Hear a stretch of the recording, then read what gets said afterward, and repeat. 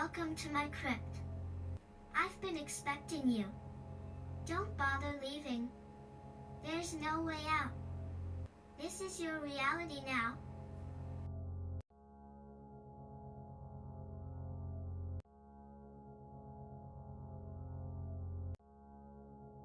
Follow me.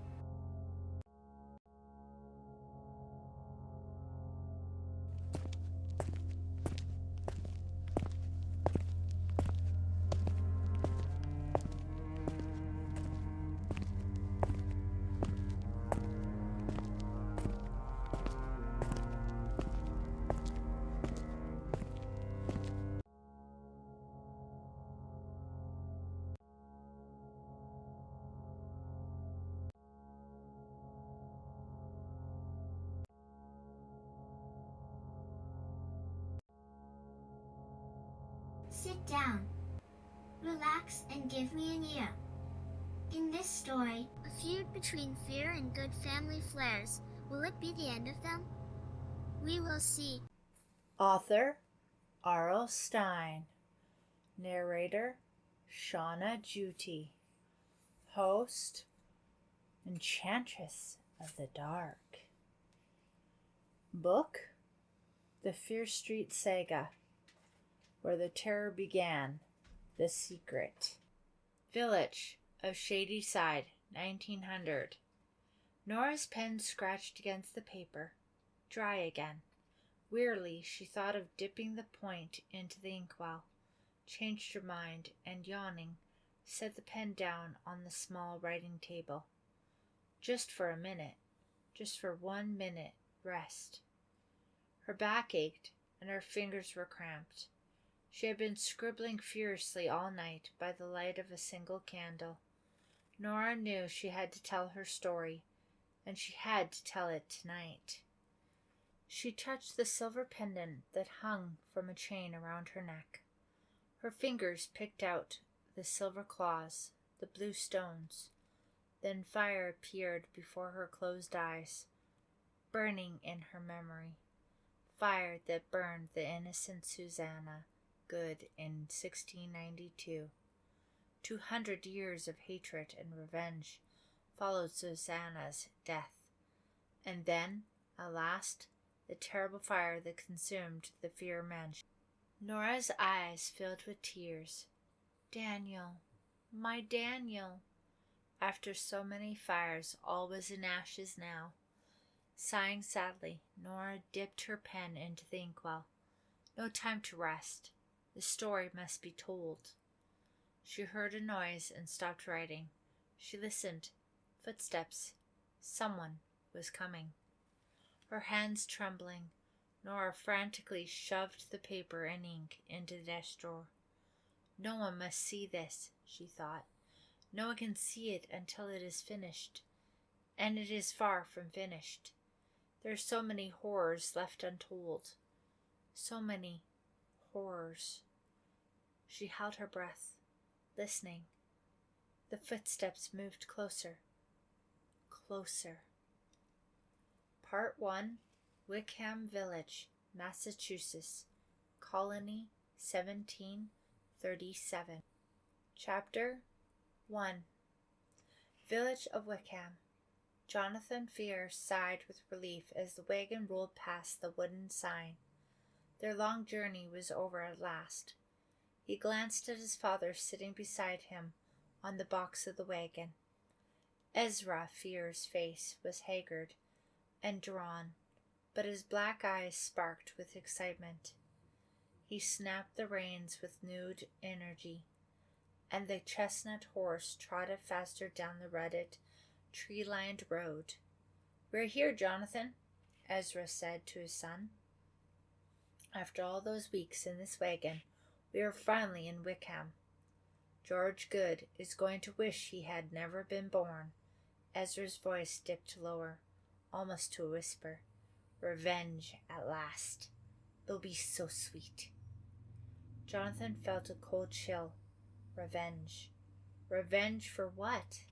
"I still do not understand," Jonathan thought. "Who is George Good? I have never even met anyone named Good." goods have never done me any harm. So why did we have to leave the farm in Pennsylvania? Why have we spent the last 6 months driving east in this cramped and dirty old wagon? Jonathan stole a glance at his father's gaunt face. We've come here to seek revenge against the goods, Papa says. Everything he does is for revenge. Sometimes I think Papa is crazy.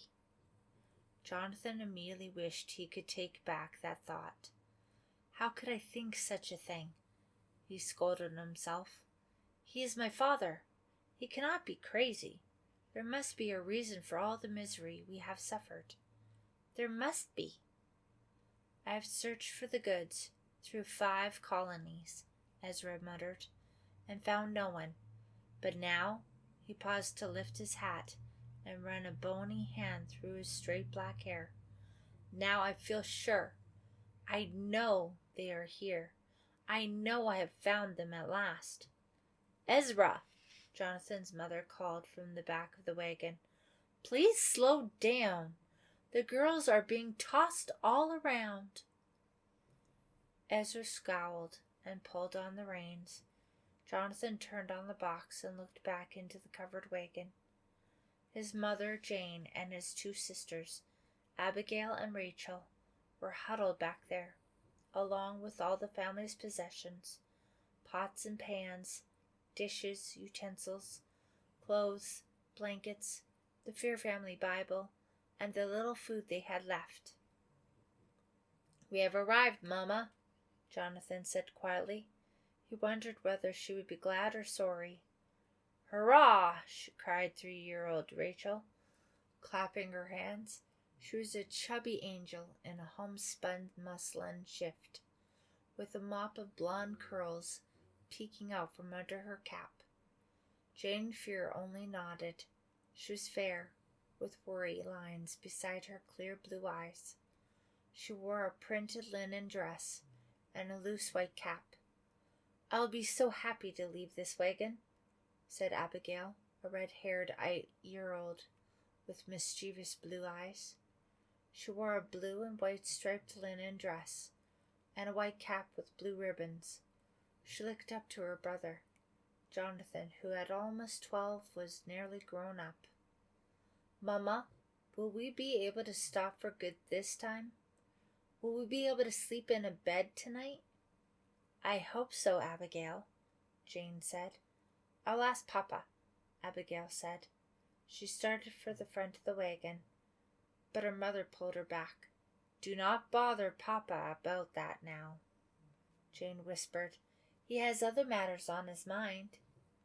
He always has other matters on his mind, Jonathan thought with some bitterness, or rather, one other matter. Jonathan faced front again and lowered his black hat over his eyes. He wore his long brown hair tied back. His white linen shirt was dirty from weeks of traveling, and he was growing out of his brown homespun waistcoat and knee breeches. As soon as we settle down, he thought, Mama will have to make me some new clothes. No one passed them as they rolled down the leafy lane toward the village, not on horseback or on foot. It seems strangely quiet here, Jonathan thought.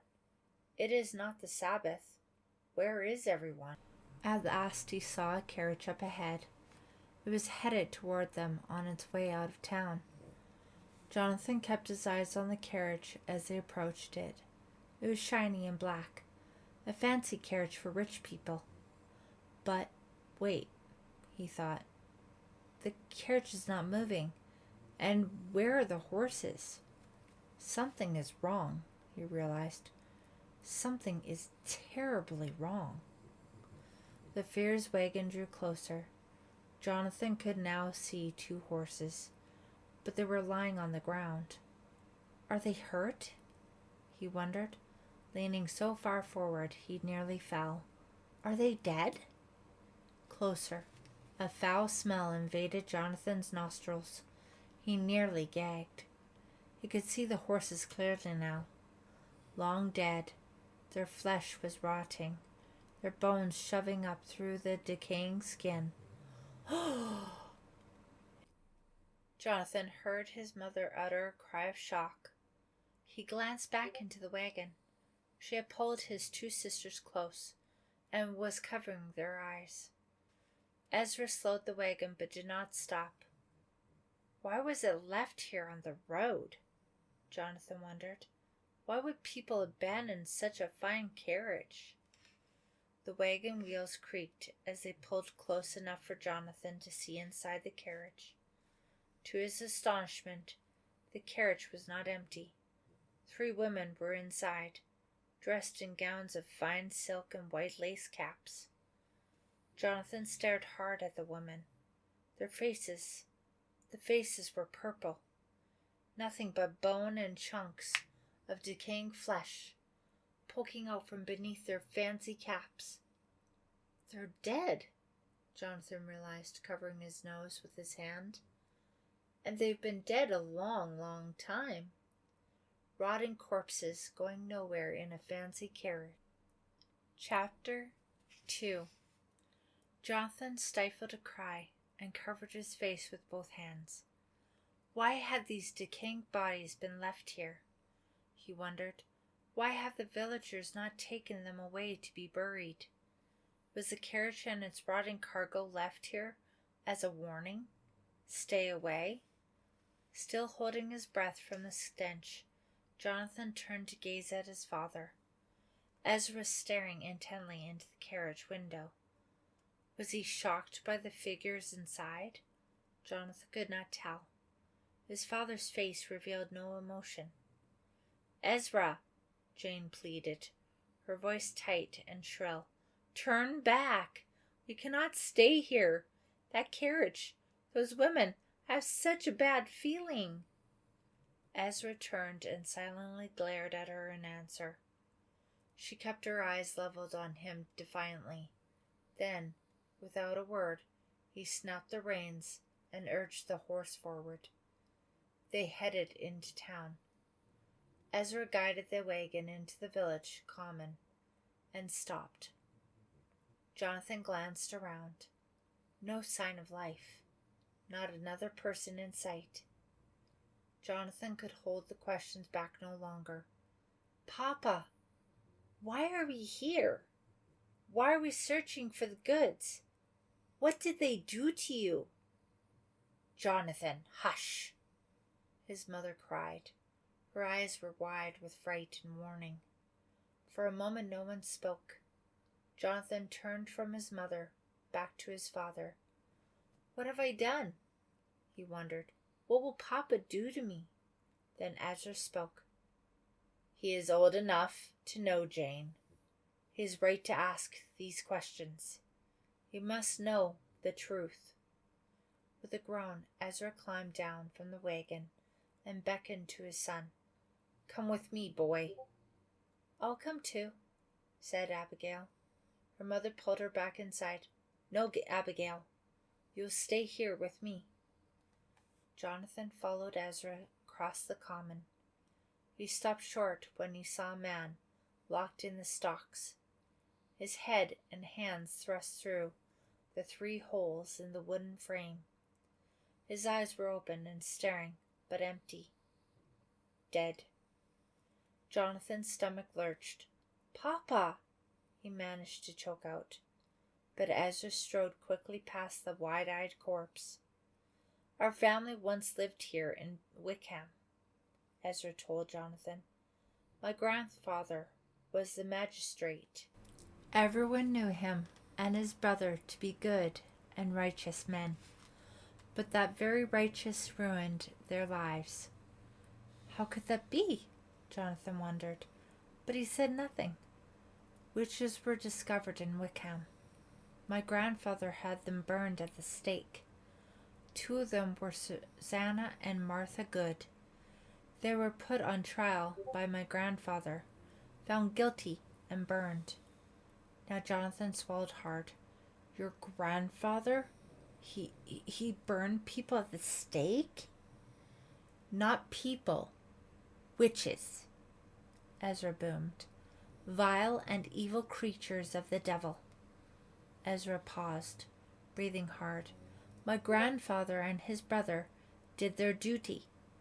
Jonathan shuddered at the thought of women being burned alive, but he said nothing. Our family moved from Wickham to Pennsylvania, Ezra continued, calmer now. But William Good, the father of Susanna, the husband of Martha, followed them. He believed his wife and daughter to be innocent. Driven by revenge, William used dark powers against my grandfather and his family. William disguised himself as a young man. He took advantage of my Aunt Mary's innocence, and Ezra paused again, searching for words. And what, Papa? William Good destroyed our family.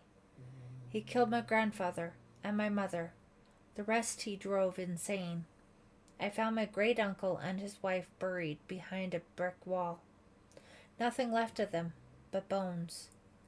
Jonathan gasped. Was his family history, and it was the reason behind his father's obsession. It explained why his father hated the Goods with such passion. Still, something did not make sense to Jonathan.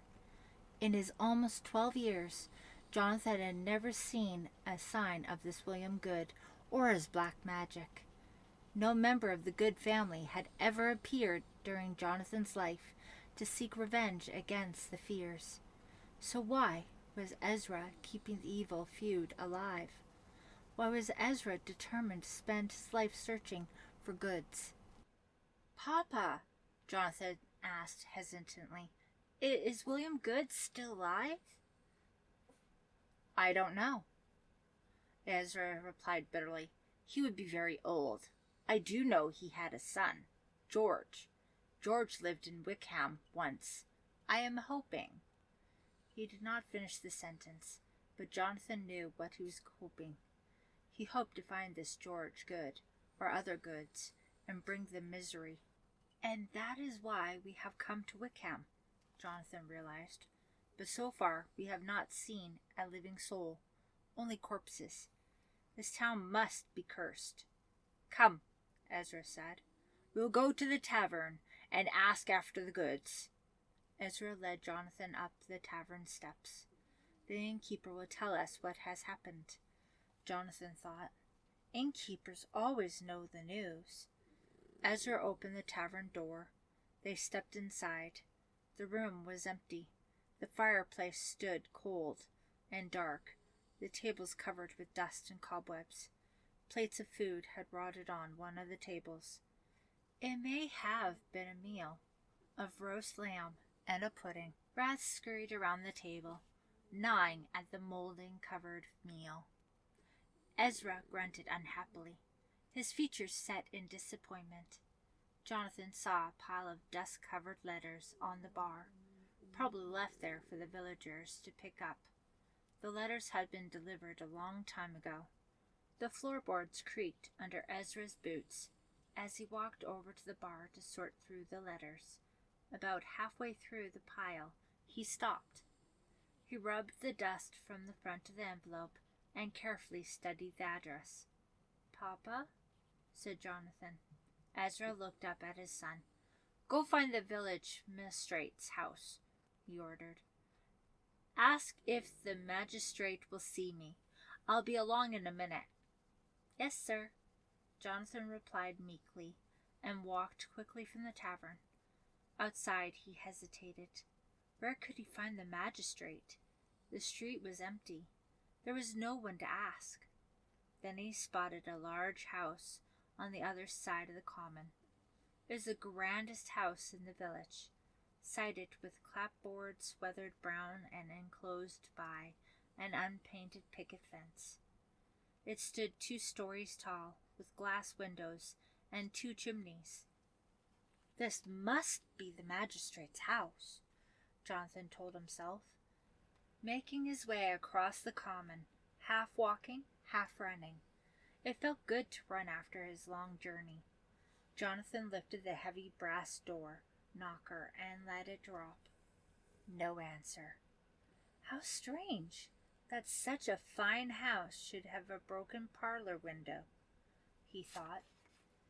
He cupped his hand around his eyes and peered through the window beside the door. The parlor was dark. He turned the doorknob and uttered a soft cry of surprise when the door opened easily at his touch. Hello? He called. His voice echoed through the house. Jonathan quietly stepped inside. Hello? He repeated in a trembling voice.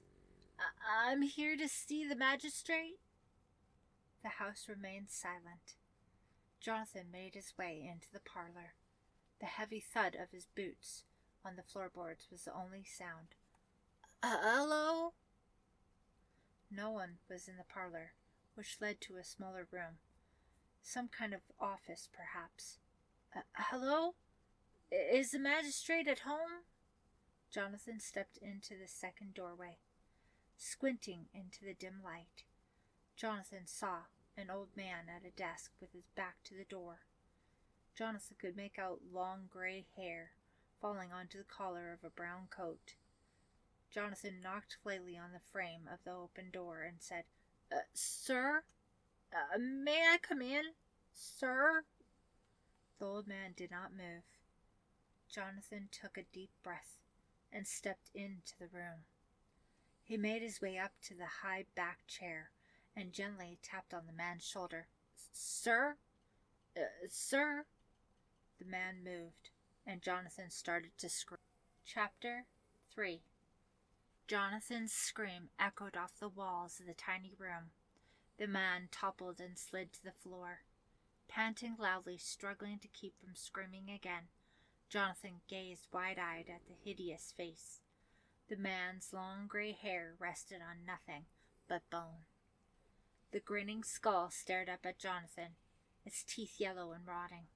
As Jonathan gaped down, frozen in horror, a spider crawled out from the deep, empty eye socket. Jonathan shrieked out his horror. He wanted to run, but his feet seemed to be nailed to the floor. He couldn't take his eyes from the white-haired, grinning skeleton. He screamed again. Jonathan! Jonathan! What is wrong? Ezra shouted, bursting into the room. Ezra stopped and stared down at the corpse. Come, we must go, he said softly. Placing hands on Jonathan's shoulders, he guided the boy from the room. Outside, Ezra ordered, Go back to the wagon and sit with your mother and sisters. I'll be there soon. Just stay put and wait for me. Yes, Papa, said Jonathan, grateful to be out in the fresh air. He walked slowly back to the wagon, breathing deeply, trying to slow his racing heart. He didn't want to scare his mother, but he knew she would ask him what he had seen, and there was no way to describe it without frightening her. No way to say it that wouldn't be horrible to hear. No one lived in the town of Wickham, John realized as a wave of terror swept over him. Every single human had died. Wickham was dead, a town of rotting corpses. What have you found? His mother asked eagerly as Jonathan stepped up to the wagon. Where is your father? Papa will be back soon, said Jonathan. He is exploring the village. Did you talk to the innkeeper? Jane demanded. Why was that carriage left on the road? Did he say anything? No, ma'am, said Jonathan softly. There was no innkeeper. There is no one. Jane leaned forward, her eyes burning into his. She chewed her lower lip. Jonathan, what do you mean? Everyone is dead, said Jonathan. Everyone. There is no one left alive in the whole town. Jane gasped. She started to say something, but Ezra returned. He climbed up behind Jonathan on the box and, without saying a word, cracked the reins. The wagon lurched forward with a jolt. Ezra! Cried Jane. What is it? Where is everyone? What did you find out? Plague, Ezra answered flatly, narrowing his eyes and staring straight ahead. No survivors. And the goods? We shall soon see, Ezra said. Ezra drove the wagon out of town, the wooden wheels bouncing over the rutted dirt road. He said nothing. His expression remained set, hard, and thoughtful. He didn't slow the horses until he came to a farmhouse.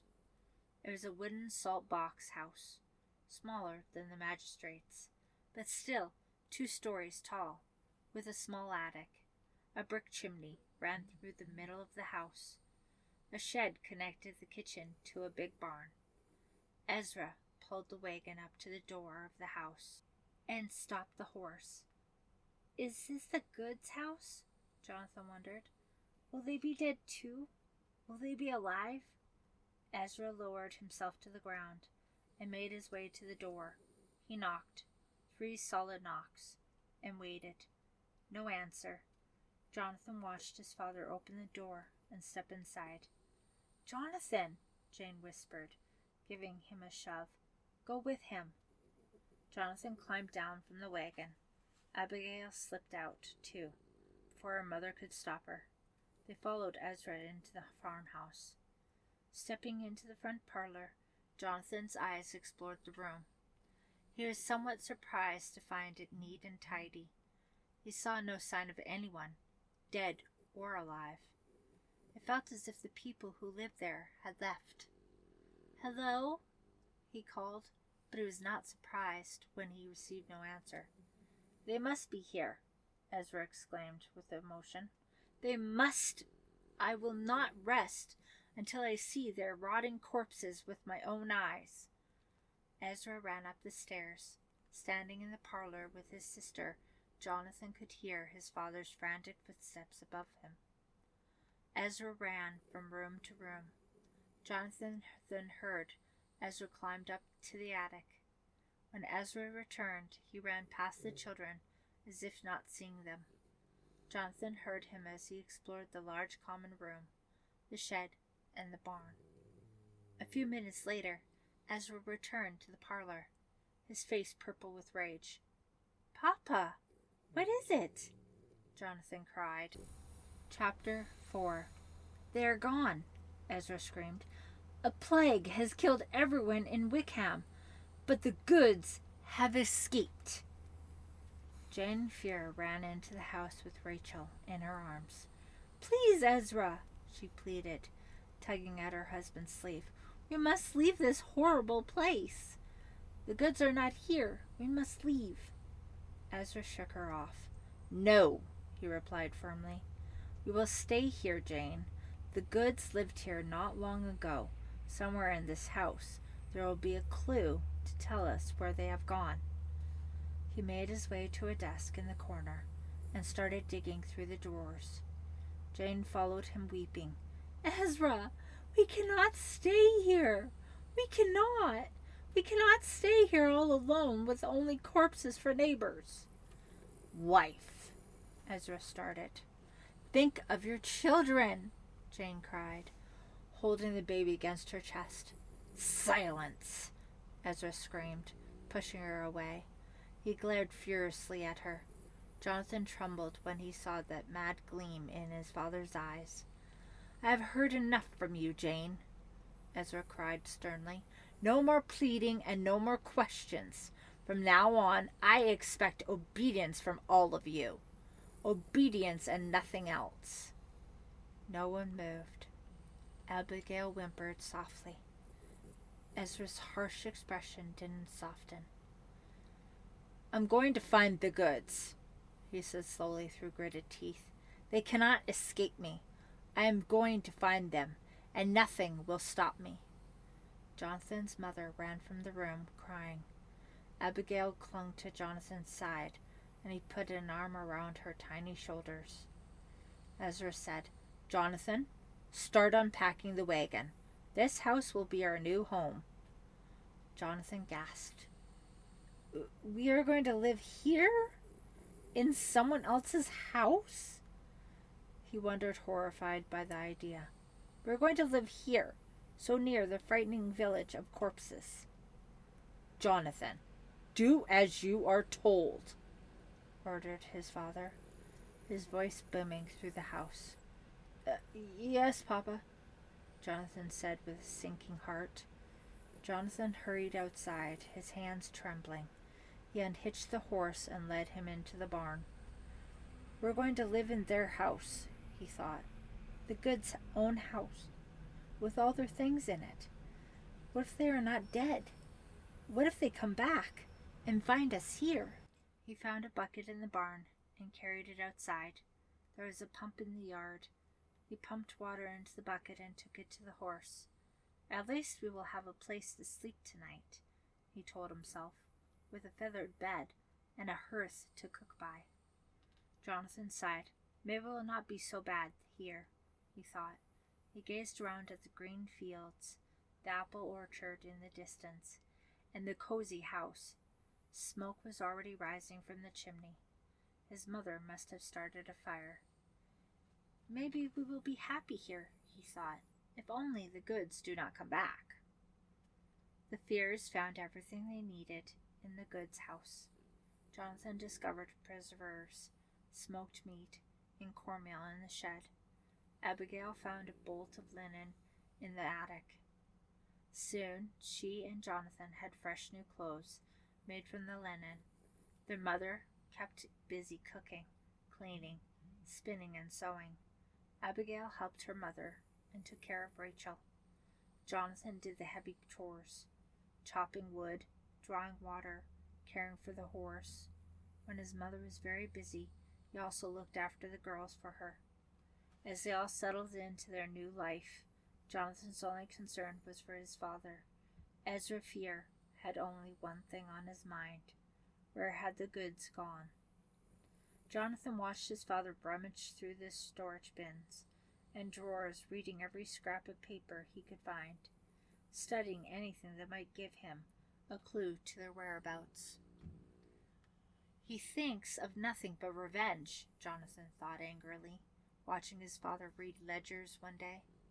He wouldn't even eat if Mama didn't put a plate of food in front of him every evening. Nothing distracts him from the Goods. Then Abigail ran into the room, shouting, "Papa, look at me!" Ezra glanced up from the ledger, and Jonathan saw his father's scowl melt into a smile. "Where did you get that pretty dress?" Ezra asked. "Turn around for me." Abigail tossed a lock of red hair off her forehead and turned slowly, showing off her new blue dress. "Mama found it in the back of an old wardrobe upstairs," she explained, her blue eyes twinkling. "It fits me perfectly." Ezra held his arms out, and Abigail ran to him for a hug. Releasing her, he said, "Run along now, and help your Mama. I have work to do here." "Yes, Papa," Abigail said. She skipped out of the room. Papa looks almost happy, Jonathan thought, as he watched his father. Abigail is the only one who can do that. She's the only one who can still make Papa smile. Quickly, Ezra's smile faded, and he turned to Jonathan and demanded, "What are you looking at, boy? You have chores to do, have you not?" "Yes, Papa," said Jonathan. He hurried out of the room. About 3 weeks after they had moved into the house, Ezra called Jonathan. "Hitch up the wagon," Ezra said. "We are going to call on our neighbors." There were a couple of farmhouses a few miles down the road. Jonathan knew that people were living in them, because he could see smoke rising from that direction every morning. The Fiers' wagon stopped in front of a large, prosperous-looking farmhouse, with red chickens pecking around the yard. Jonathan saw a young woman working in the garden, bending low to pull out weeds. She stood up when she saw Jonathan and Ezra approach. Ezra took off his hat. "Good day, miss," he said. "Is the master of the house at home?" The young woman curtsied and hurried excitedly into the house, calling, "Papa, we have visitors." A gray-haired man with a big belly topping toothpick legs came out of the front door and introduced himself into a friendly way. Ezra removed his hat to introduce himself and Jonathan. "We have just moved into the area. Master Martin," Ezra explained. "We are looking for a family named Good." At the mention of the name Good, the older man blinked hard. His face turned pale. "We thought the Goods were living down the road, but they are gone," Ezra continued. "Would you happen to know what has become of them?" The man's friendly expression faded, replaced by a scowl. "I do not know the Goods," he said gruffly. "I am sorry. I cannot help you. Good day, Master Fier." Abruptly, the man hurried back into his house, shutting the door behind him and his daughter. Jonathan saw the girl's face at the window. The old man pulled her away. Ezra began to shake with rage. "What can this mean?" he cried. "Why does he refuse to speak to us?" "Perhaps they know something at the next farm, Papa," Jonathan said softly, trying to calm his father. They continued on to the next farm, 3 miles away. This one appeared poorer and a smaller house with rocky fields behind it. A thin old man tilled the field with a single hoe. "Good day, sir," called Ezra, tipping his hat as he approached. "May I have a word with you?" The man stopped but made no move toward them. He stared at Jonathan and Ezra suspiciously. "What is it, then?" he asked in a surly voice. "My name is Ezra Fier," Ezra told him. "This is my son Jonathan. We are looking for a family in the region and wondered if you knew what had become of them." "What family is that?"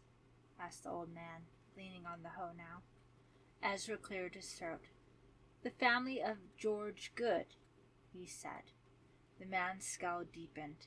He remained still for a moment, leaning on the hoe, his eyes studying Ezra. Then he raised himself, turned, and strode quickly toward his barn. Ezra nodded at Jonathan.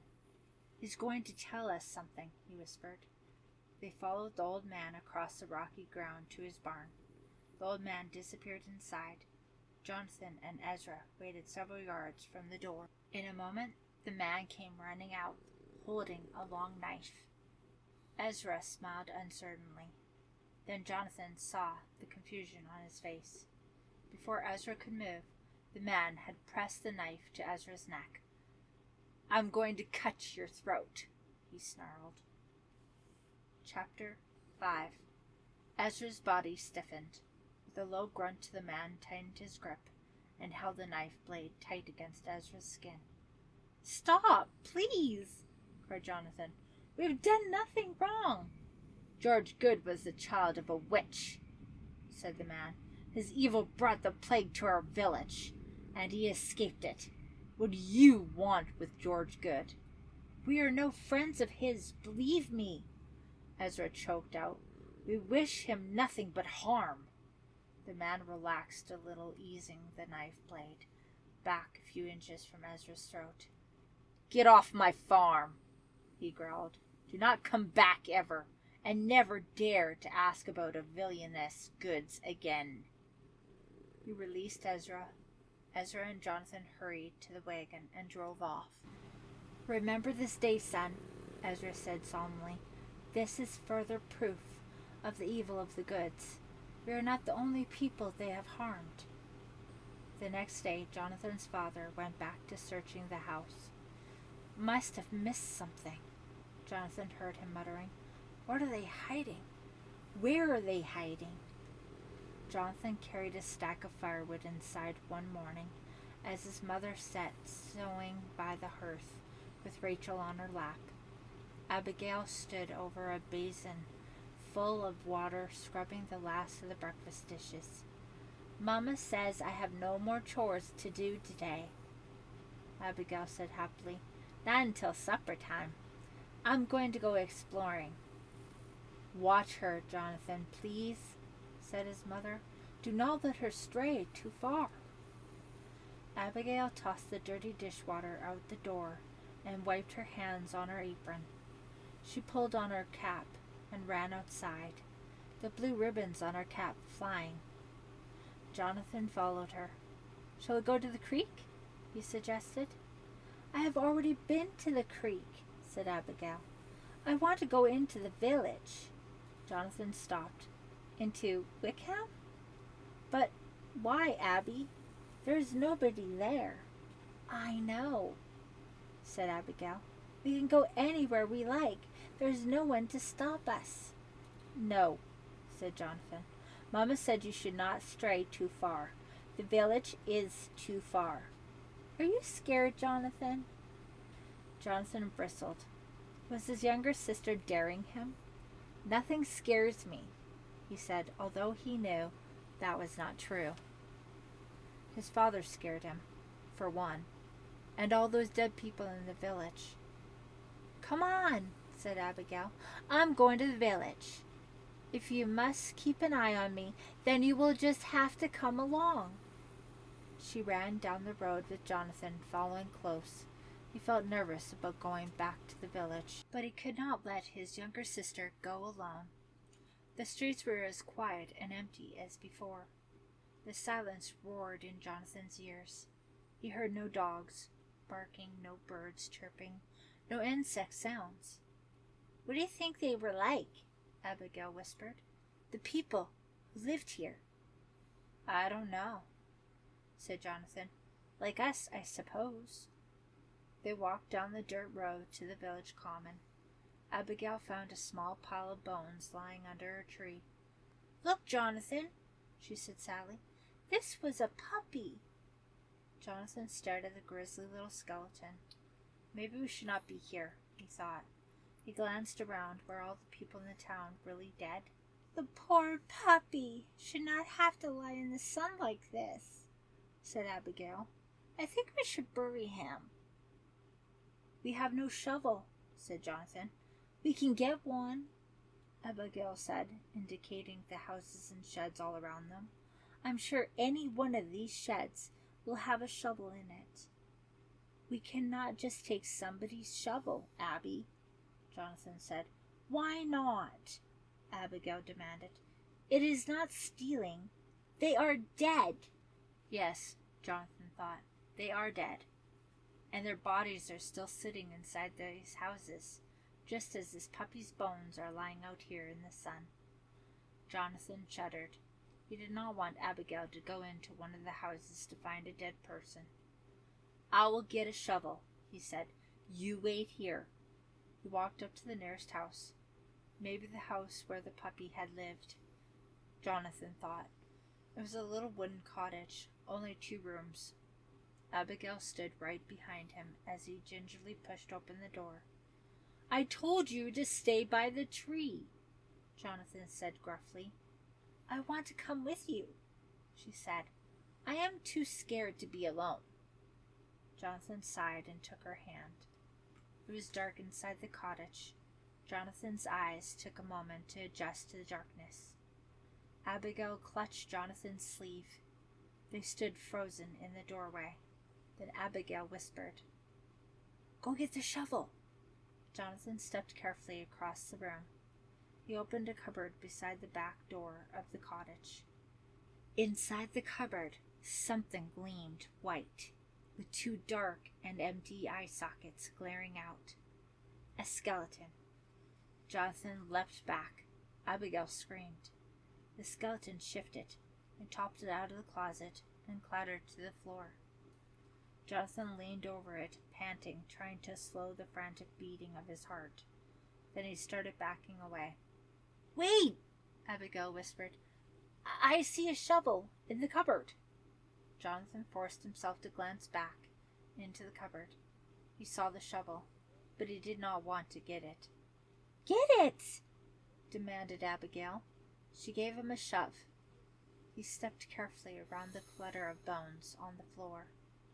All that remained of the skeleton. Then, holding his breath, he snatched the shovel and ran out of the house. He was glad to be back outside in the bright sunlight. He followed Abigail to the tree and dug a little hole. Then he laid the puppy's bones in the grave. Abigail stood beside him with a branch in her hand. Demitio per malem, she chanted, solemnly waving the branch over the puppy's grave. What does that mean? Jonathan asked. I do not know, said Abigail. Those are the words on that sparkly thing Papa wears around his neck. Jonathan knew the words too. A silver pendant with 4 blue stones had always fascinated him. He had once asked his father what the words meant, but Ezra refused to tell him. Squinting against the bright sunlight, Jonathan covered the bones with dirt. Then Abigail planted the branch in the ground as a marker. They were late for supper that evening. Ezra was already seated at the table with his usual preoccupied expression. Jonathan entered the kitchen first, and Ezra barked at him. "Where have you been?" "Outside," was all Jonathan said. Abigail came in next, and Ezra smiled. She went to him and gave him a kiss. He played with the blue ribbons on her cap. "You are keeping an eye on your sister, I hope," Ezra said to Jonathan. "Yes, Papa," Jonathan replied quietly. He revealed nothing about going into the village. He knew it would make his father angry. Abigail kept it a secret too. A few days later, Jonathan saw Abigail skipping past the barn, heading for the road. Alarmed, he chased after her. "Where are you going?" he called. "To the village," she replied without stopping. He took her hand and pulled her to a stop. "You cannot go," he said sternly. "I am supposed to be watching you."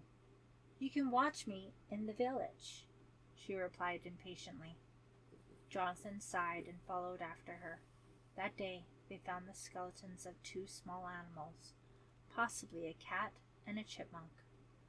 Abigail insisted on burying them too. "I'm going to come back as often as I can," she told her brother as she stuck a branch into the ground by the tiny graves. "I'll find all the poor dead animals and bury them all."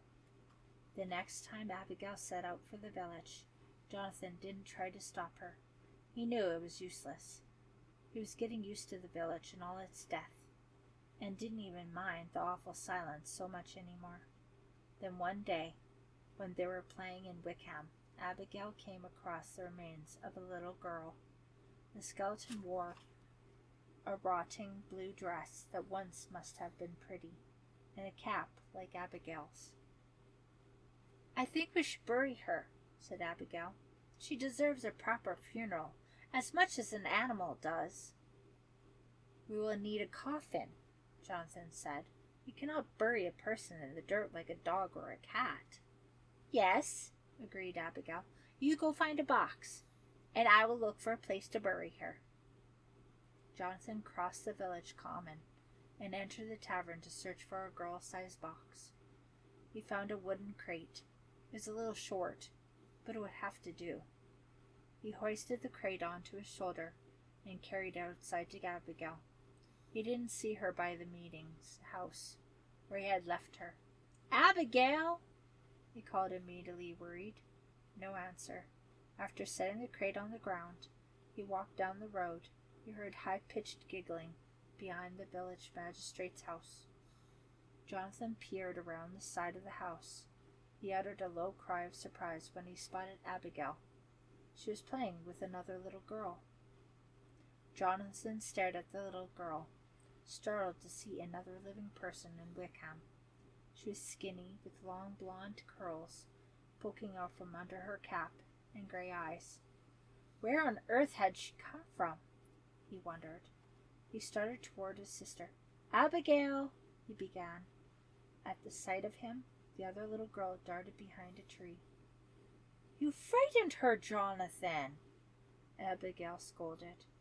"No need to worry, Hester," she called to her friend. "It is only my brother."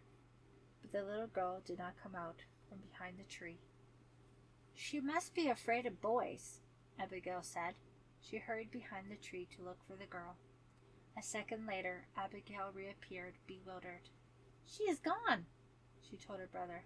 "She disappeared, and we were having so much fun together." "Abby, who is she?" asked Jonathan. "She told me her name is Hester," Abigail answered. "She's very nice." "Where does she live?" Abigail shrugged. She did not say, but I hope she comes back. It was so pleasant to have someone to play with. Jonathan wondered who his playmate could possibly be. Did she live in Wickham? Could there still be living people in the village? What a mystery. The next day, as Jonathan was digging a grave for a baby, Abigail had wandered off to find a stick for a marker. When Jonathan finished digging the hole, Abigail still had not returned. She may be playing with her friend again, Jonathan thought.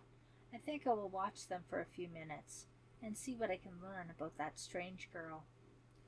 He crept over to the big house, but the girls were not there. He found them playing in their graveyard. Ducking behind a grave slab, he leaned against the cold stone and spied on them. Hester twirled around and laughed. She has a pretty bell-like laugh, Jonathan thought. Just then Hester took Abigail's hand, and the two girls wove a path through the gravestones. Hester stopped before a hole in the ground. She reached down to tug at something in the hole.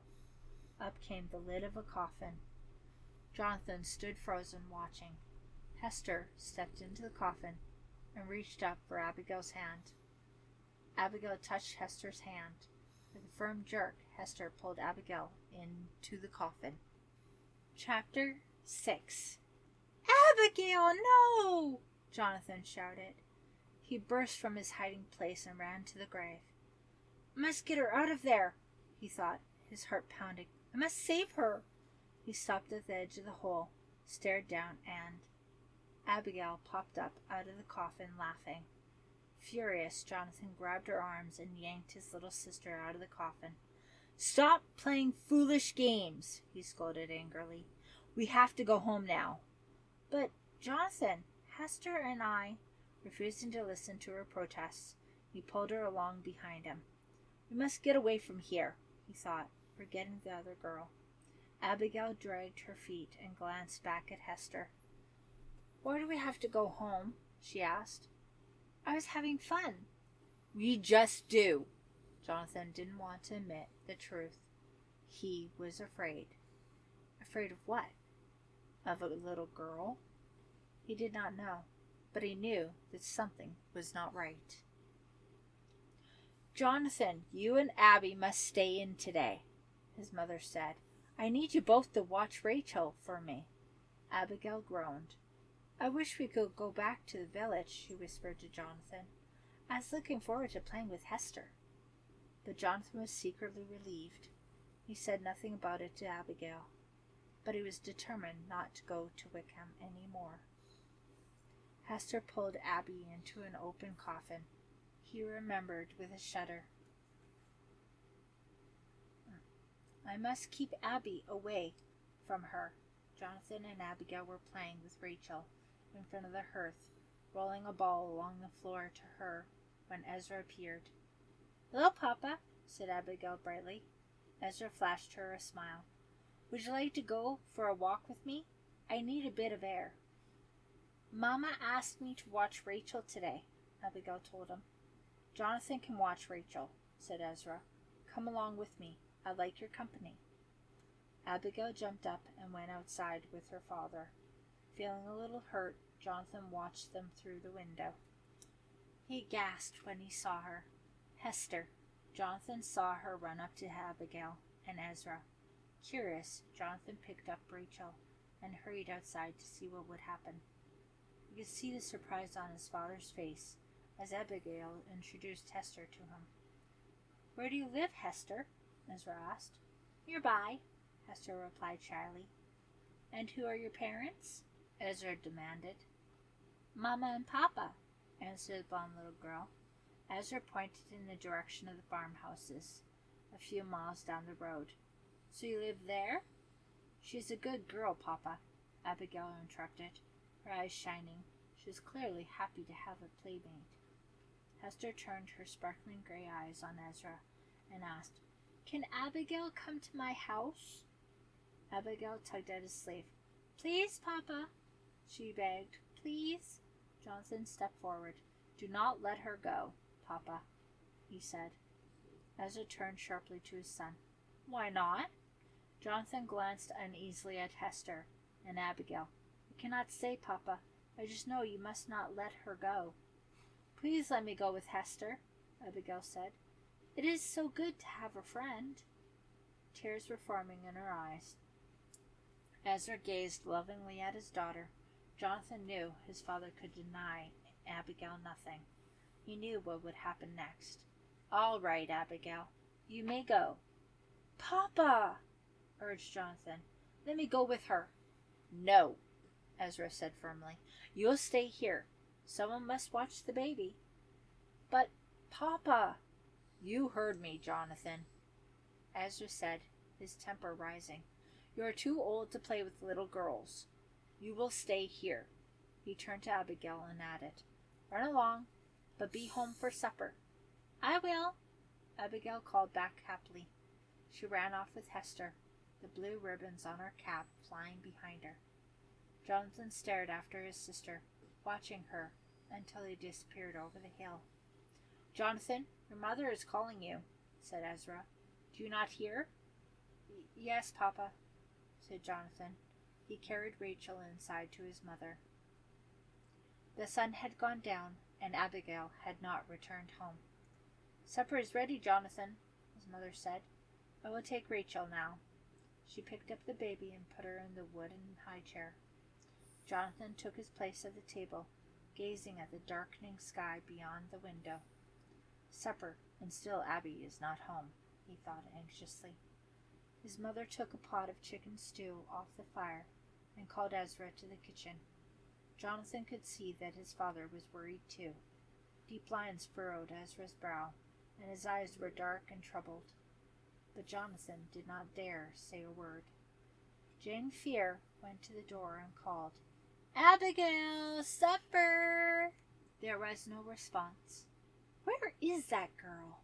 Jane wondered out loud. "She went off to play with a friend," Ezra said quietly. "I expect she will be back soon." "A friend?" said Jane. "What friend?" "A little girl," Ezra answered. He looked uncomfortable. "A sweet girl. She lives nearby." Jane glanced at Jonathan. He knew she wanted him to explain to her, but he said nothing. He knew his mother was frightened too, but she tried to hide it. "The stew is getting cold," she said stiffly. "We shall have to start without her." She dished out the chicken stew. The family began to eat. No one spoke. Beyond the window the sky darkened. Still no sign of Abigail. Jonathan glanced up, and his mother met his eyes. He turned to Ezra, who was carefully cutting the bits of chicken into smaller and smaller pieces, but not eating a single one. Jane Fier suddenly stood up. "Ezra, I am worried," she said. "What could be keeping her?" Ezra stared out at the black sky. He wiped his mouth with his napkin and stood up. "I'm going to go look for her," he said. "Let me go with you, Papa?" Jonathan asked. "No," Ezra snapped. "Stay with your mother and sister." He threw on his hat. Then he took the lamp from its hook by the fireplace, lit it with a twig, and walked out into the darkness. "I must go with him," Jonathan thought desperately. "He does not know where to search. Only I do." He decided to follow Ezra. "I do not want to leave you alone, Mama," he said, "but Papa needs my help." Jane nodded and said, "Go with him." Jonathan slipped outside, following a few paces behind the glow of his father's lantern. The evening sky was purple, growing darker every second. A crescent moon hovered over the horizon. "Abigail!" Ezra cried. "Abigail!" He began to walk down the road toward the other farmhouses, away from Wickham. "He's going the wrong way," Jonathan thought in frustration, but then he saw his father stop and stand still, as if he were listening to something. Jonathan listened too. There was a soft, sweet sound. Laughter. A little girl's laughter. Where was it coming from? Ezra turned in confused circles. The laughter seemed to float on the air, from all directions at once. The voice giggled again. Now it sounded as if it came from the village. Ezra walked toward it, following the sound. Jonathan trailed his father into the village. He had never seen it at night before. It felt emptier than ever. Ezra's lantern cast eerie shadows on the trees and houses. The shadows made the houses seem to move and breathe. "Abigail!" Ezra called again, then stopped and listened. The little laugh chimed on the wind. "Is that you, Abigail?" Ezra called out. "Where are you?" The laugh came again, a little louder, like the tinkling of a sleigh bell. That is not Abigail, Jonathan thought. His father seemed to realize it too. "Who are you?" Ezra cried. "Show yourself to me." The only response was another girlish giggle. Ezra moved toward it, with Jonathan right behind him. Staying far enough behind not to be seen, Jonathan followed his father to the graveyard. Ezra stumbled among the crooked gravestones, the little laugh teasing him, taunting him, leading him farther into the maze of headstones. The lantern flashed a ghoulish yellow light on the gray markers. "Abigail!" Ezra cried, his voice cracking now. "Please come out!" Ezra stopped again to listen, but this time there was no laughter. Jonathan crept up closer and stood right behind his father. Ezra did not notice. Ezra was standing at the foot of a grave. He held the lantern out so it illuminated the name on the marker. It read Hester Good.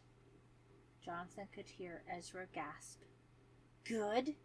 Did the marker really say Hester Good?" Then a light breeze blew, and on the breeze came the sound of a voice. Not laughter this time, but words.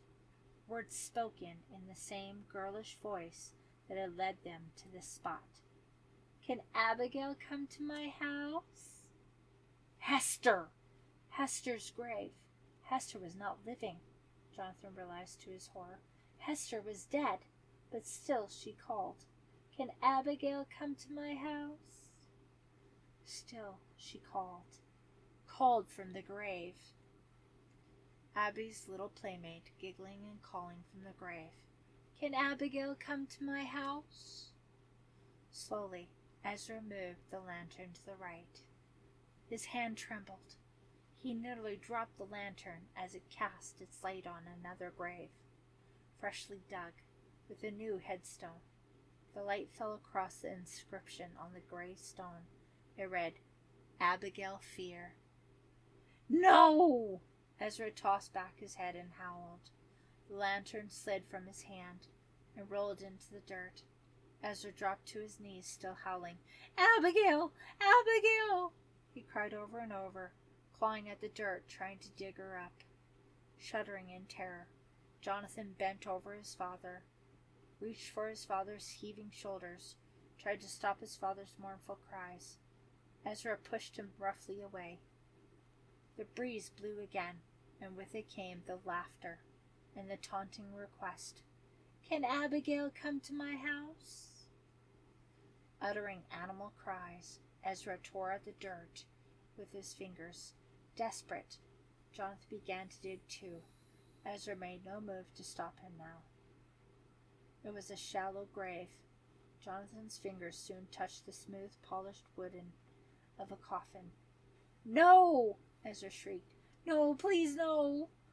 With a grunt, he shoved Jonathan out of the way and tore open the lid of the coffin. There lay little Abigail, her eyes closed, her lips white, her face a pale. She was dead. "Curse them! Curse them!" Ezra screamed. "The goods will pay! They will burn again!" Then his expression changed. The hatred melted into grief and horror. He lowered his face to his hands, sobbing. "Abigail! Abigail!" Jonathan choked back his own tears and helped his weeping father to his feet. Holding each other and sobbing, they stood motionless in the silent darkness. Hester Good's gleeful laughter surrounded them, ringing in their ears. No matter how they tried, they couldn't stop her gleeful chant. Abigail came to my house. Abigail came to my house. Part 2. Western Massachusetts, 1743. Chapter 7. And ever since that day, our family has been cursed. The goods will not let us live in peace. That is why we must find them and put an end to this horror once and for all. Jonathan Fier stopped outside his sister Rachel's bedroom door to listen. Their father, Ezra, was putting Rachel to bed. Every night, Ezra told his daughter a bedtime story, but instead of reciting a fairy tale, Ezra told her the story of the family curse. Some bedtime story, Jonathan thought sadly. I'm surprised it does not give her nightmares. I do not want to go to sleep, Papa, Rachel said. Please, let me stay up a little longer. It is still light out. No, Ezra replied firmly. Get into bed and stay there this time. I mean it. Jonathan smiled as he heard this. Rachel always hated to go to bed before everyone else. But Jonathan does not have to go to bed, she whined. Jonathan is almost 18, and you are a little 9-year-old girl, said Ezra. I do not want to hear any more about it. Shut your eyes. Good night. Jonathan hurried down the hall before Ezra came out of Rachel's room. He did not want his father to catch him eavesdropping. It has been 6 years since we left Wickham, Jonathan thought. 6 years since Abby died, and Papa is more obsessed with the goods than ever. Jonathan ran his index finger along the freshly painted wall of their new house. The third house in 6 years, Jonathan thought bitterly. Papa promised this would be the last move. We shall see. Every time we move, he says he is positive he has found the goods. But still, we have not found them yet. Jonathan started down the stairs, his black shoes loud on the wooden steps. He wore white stockings with the buckled shoes and dark green knee breeches. His shirt was white cotton with a plain ruffle. His mother no longer made his clothes. She had no need to. All the Fiers had their clothes made by a seamstress now. The Fiers had grown rich in the last 6 years. Whenever they moved to a new town, Ezra brought with him some goods, tea spices, fancy silks, to sell to the townspeople. His instinct for selling was uncanny.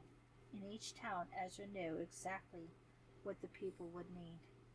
Thanks to his ability, the family is now quite comfortable. But their new wealth had not brought Ezra peace. As Jonathan reached the bottom of the stairs, he heard a knock at the front door. I will answer it, Mama, he called. He could hear her in the kitchen unpacking. Jonathan opened the front door. There stood a very pretty girl who appeared to be about 16 or 17 years old. She had smooth brown hair, pulled back into a knot at the nape of her neck. She wore a simple green dress with white ruffles at the neckline and the sleeves. She gazed at Jonathan with lively brown eyes and smiled. Good evening, said the girl, dropping into a quick curtsy. She held a round dish covered with a cloth in one hand. My name is Delilah Wilson. I live on the farm down the road. Please come in, offered Jonathan. I know you moved in today, and I thought you might like something more with your supper. Delilah said.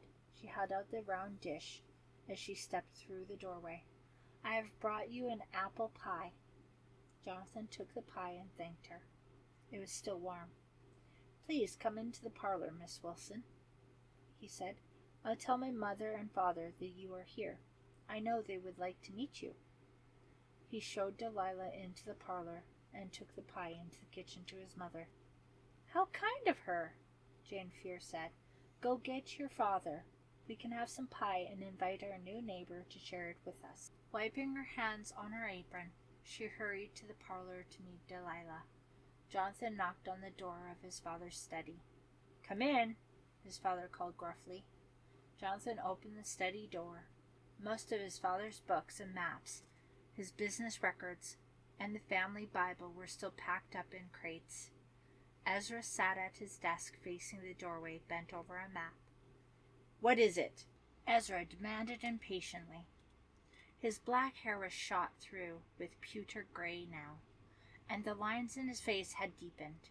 He did not look up from his map of western Massachusetts. Jonathan knew his father was following a new trail that he imagined the goods might have taken. "Papa, a young woman has come to see us. One of our neighbors." "So?" Jonathan cleared his throat. "Well, she would like to meet you." "Not just now. I am busy." Jonathan stood in the doorway for a moment, unsure of what to do next. The silver pendant his father always wore flashed in the candlelight, the blue stones gleaming. Ezra said, "Close the door behind you." Jonathan started into the hall on his way back to the parlor. On his way, he heard a light step on the stairs. He glanced up. Rachel, dressed in a light summer nightgown, was creeping down the steps. "Rachel!" cried Jonathan. "You heard Papa." Rachel raised a finger to her lips to quiet him. "Who is here?" she whispered. "One of our neighbors? I want to meet her." "Papa will be very angry." But Rachel ignored him. She ran quickly down the stairs and slipped into the parlor, Jonathan right behind her. His mother was talking to Delilah. When she saw Rachel, Jane Fier opened her eyes wide in astonishment and cried out, "Abigail!" Chapter 8. "What are you doing out of bed, Abby?" Jane Fier cried. Jonathan watched as Rachel's young face grew solemn. He stepped forward and, putting a hand on Jane's shoulder, gently corrected his mother. "It is Rachel, Mama. She wants to meet our new neighbor." A shadow of confusion passed briefly across Jane Fier's face. Then it cleared. She took Rachel's hand, patted it, and smiled. Rachel relaxed and sat down. "I suppose poor Rachel is used to it by now," Jonathan thought sadly. Used to Mama's confusion. Rachel did resemble Abigail, even though she was blonde and Abby had had red hair. Still, it is not their looks that confuses Mama, Jonathan realized. Abigail lives on in Mama's mind. Mama cannot let Abby die. Delilah nodded toward the little girl and said, "I am happy to meet you, Rachel." "My father is busy at the moment, I'm afraid," Jonathan told Delilah, "but he is very eager to meet you and your family. Perhaps he will call on you tomorrow." Delilah nodded. "Please excuse me for a moment," said Jane. "I will leave my son and daughter to entertain you while I prepare the pie, Miss Wilson." Jonathan smiled. Somehow Rachel had gotten her way and would stay up to have pie with them. Delilah, Jonathan, and Rachel took seats. The parlor was not fully furnished yet, just a couch and a few chairs clustered around a small table. But Ezra had already hung a large painting over the fireplace, a portrait of Abigail. Ezra had painted it himself from memory.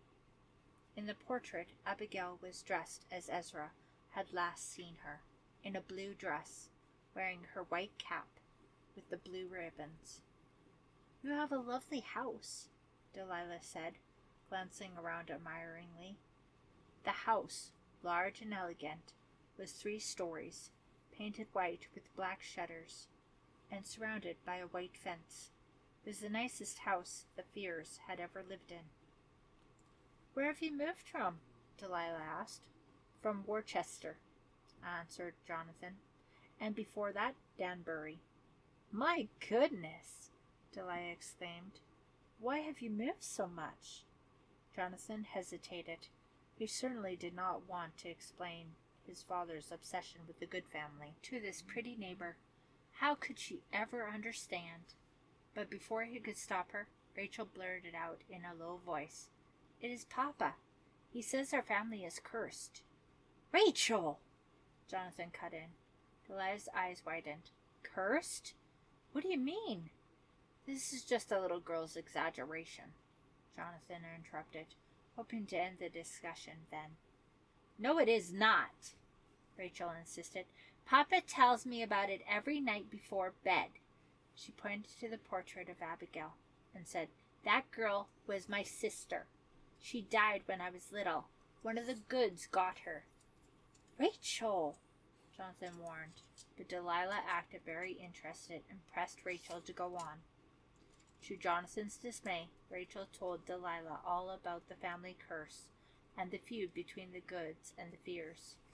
Jonathan watched Delilah's face as she heard the horrible details. She turned pale as flour, and her eyes grew wide. She will never want to see us again, he thought, and was surprised at his disappointment. He already liked this lively girl very much. At last Jonathan said, It is all nonsense, Miss Wilson. My father has been filling Rachel's head with these stories, and she takes them too seriously. So you do not believe in the curse? Delilah asked him, locking her eyes onto his. There is no curse, Jonathan replied, frowning, and there would be no feud if Papa would only let it die. This is all of his own making. He brings trouble on himself. Our constant quest for the Goods has almost ruled our lives, but the Goods themselves have done nothing to hurt us. What about Abigail? Rachel demanded. Jonathan paused. He didn't like to think about Abigail. Abigail would still be alive if it were not for Papa's crazy ideas, he thought bitterly. Papa forced us to live in Wickham when no decent family should have stayed there. Abigail's death was Papa's fault. Jonathan tried to shake away his unpleasant thoughts. He turned his gaze on Delilah. She was studying the portrait of Abigail.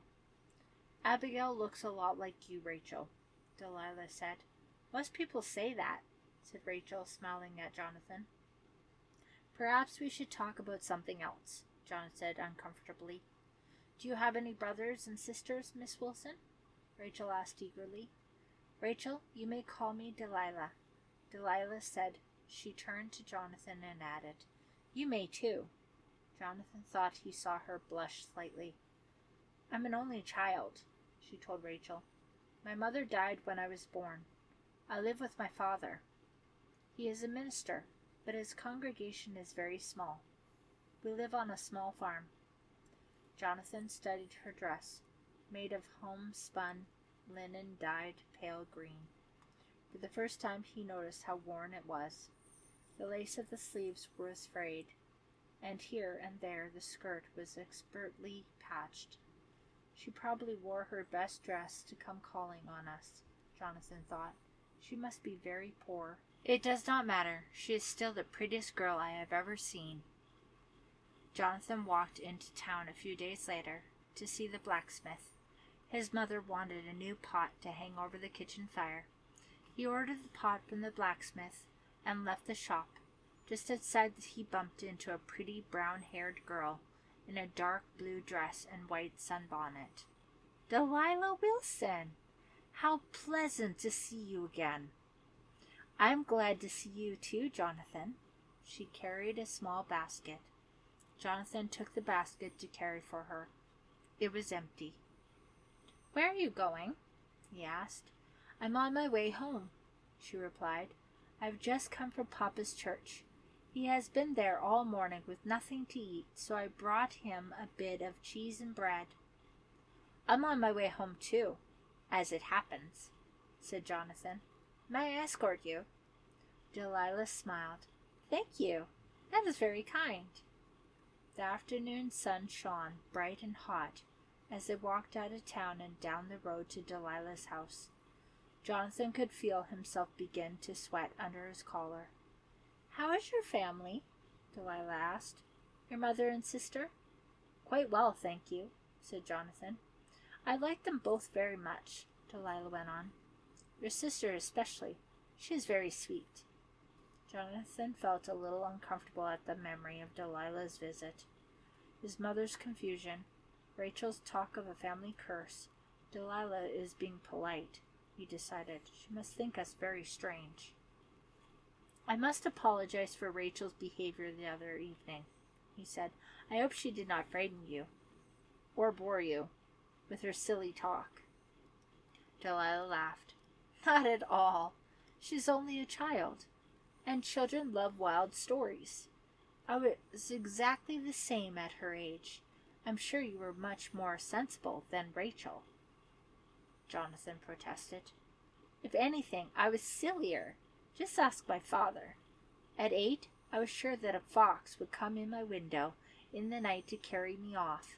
I insisted that we keep all the windows in the house shut at night, even when it was quite hot. My father thought I had gone mad." Jonathan smiled at her story and offered her his arm. She accepted, and together they walked arm in arm. That night Jonathan lay in bed a long time without sleeping.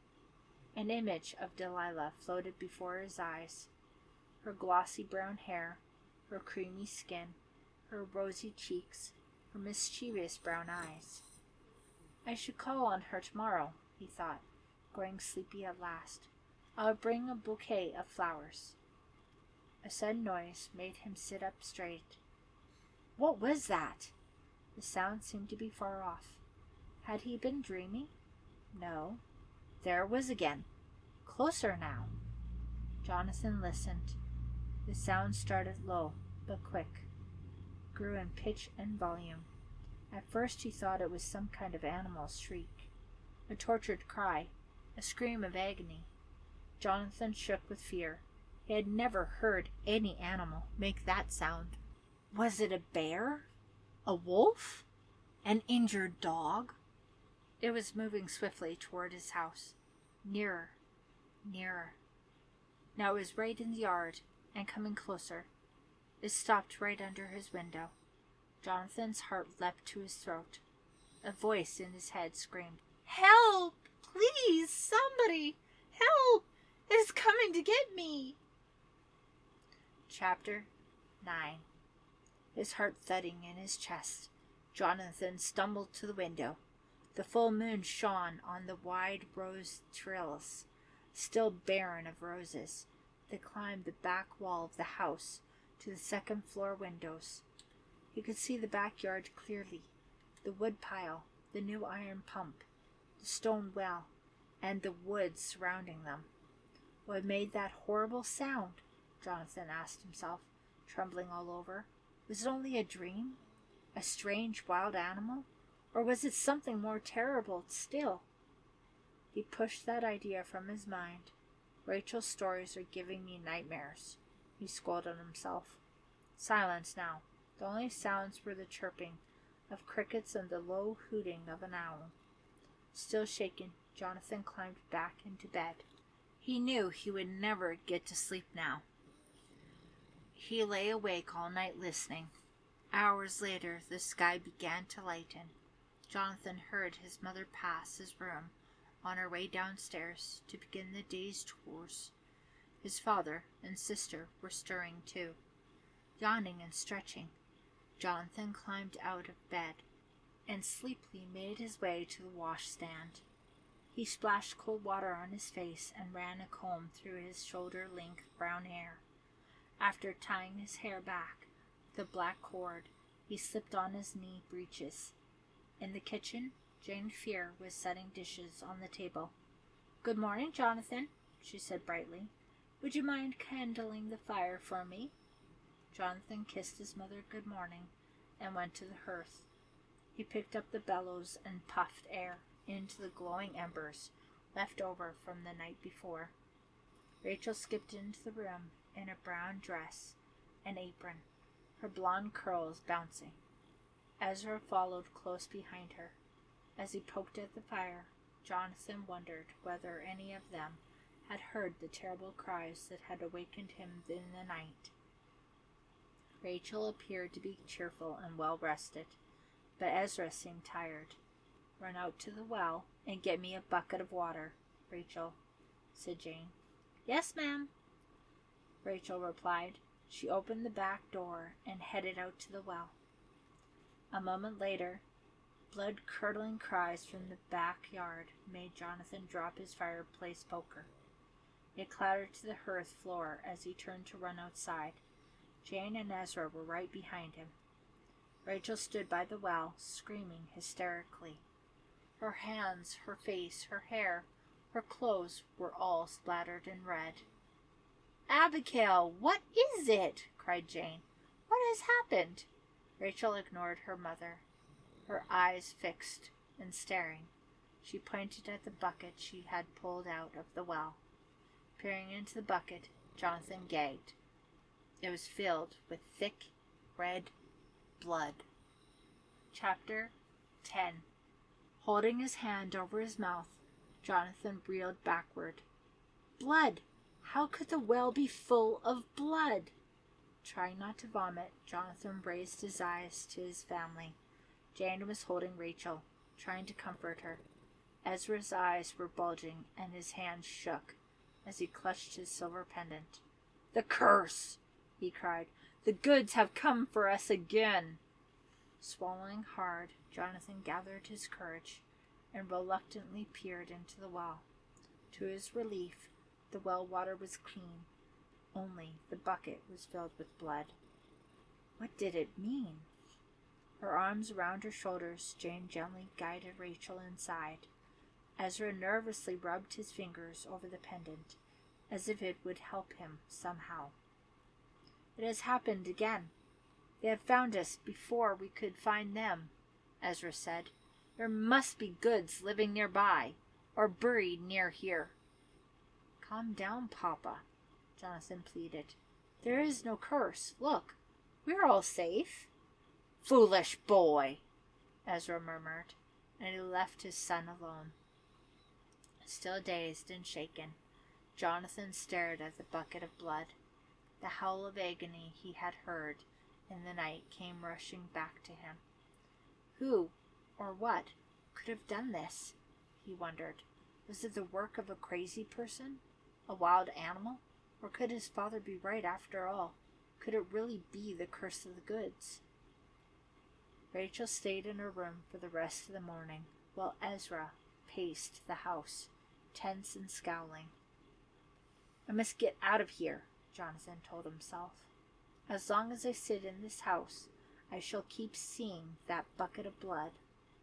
He decided to pay a call on Delilah. Jonathan gathered wildflowers as he walked down the road to the little farmhouse. It was very small, only a cabin really, and shabby, made of brown weathered shingles, with only a few small windows and one chimney. To the right of the house sat a tumble-down cow shed, a few chickens packed at the dirt behind a fence. Behind them were a stand of scraggly fruit trees and an acre of 2 of stony fields. Clutching his handful of purple and white flowers, Jonathan knocked on the door. Delilah opened it. "Hello, Jonathan," she said, smiling. "What a nice surprise." As he handed her the flowers, he felt his face grow hot. She invited him in. A man with shoulder-length gray hair sat at a writing table in a corner of the room. He stood up when Jonathan entered. "Father, this is Jonathan Fier," Delilah said. "Jonathan, this is my father, the Reverend Wilson." Delilah's father gave Jonathan a friendly handshake. "I'm very pleased to meet you, young man," the Reverend said. "I plan to call on your parents soon to welcome them." "They will be delighted," Jonathan said with a polite bow. "Father is working on a sermon at the moment," Delilah said. "Shall we go for a walk?" Jonathan agreed. He and Delilah went outside and strolled through the orchard of fruit trees. In the warm sunlight, Jonathan thought Delilah was prettier than ever. Her cheeks glowed pink, and she had a lively spring to her step. But as she looked at his face, he saw her frown. "You look tired, Jonathan," she said. "Are you feeling well?" Jonathan started to say, "Yes, of course," but then he thought better of it. Delilah has already heard all about the family history, he thought, and she is not afraid of me. not in the least afraid. She is an understanding girl. Perhaps I have found someone I can speak with at last. Something disturbed me last night while I was sleeping, he told her. A strange and terrifying noise. A noise? She asked, puzzled. Yes. It was as if some hideous creature were rushing through the woods, heading straight for our house. It drew closer until it seemed to be right under my window, shrieking. Then suddenly it stopped. What was it? Delilah asked. I do not know, Jonathan replied. When I looked outside, I saw nothing. It must have been a dream, Delilah told him. That is what I decided, Jonathan said. But this morning, Rachel went to the well for water, and when she pulled up the bucket, he paused, wondering if he could continue. Should he say such a shocking thing to a young lady he hardly knew? Delilah stopped walking and faced him. What happened? She asked. What did you find in the bucket? It was full of blood, he told her. Delilah gasped. My father is convinced that it has something to do with the curse, Jonathan said. I cannot help but wonder if he is right. Now Delilah turned her face away. Oh, no, she said, walking ahead of him. Were her hands shaking? Jonathan could not be sure. He cannot be right about this, can he? Jonathan, there must be some reasonable explanation. There must be, Jonathan said, but I cannot think of one. Do you suppose a wounded animal somehow got into the well? But that does not make sense.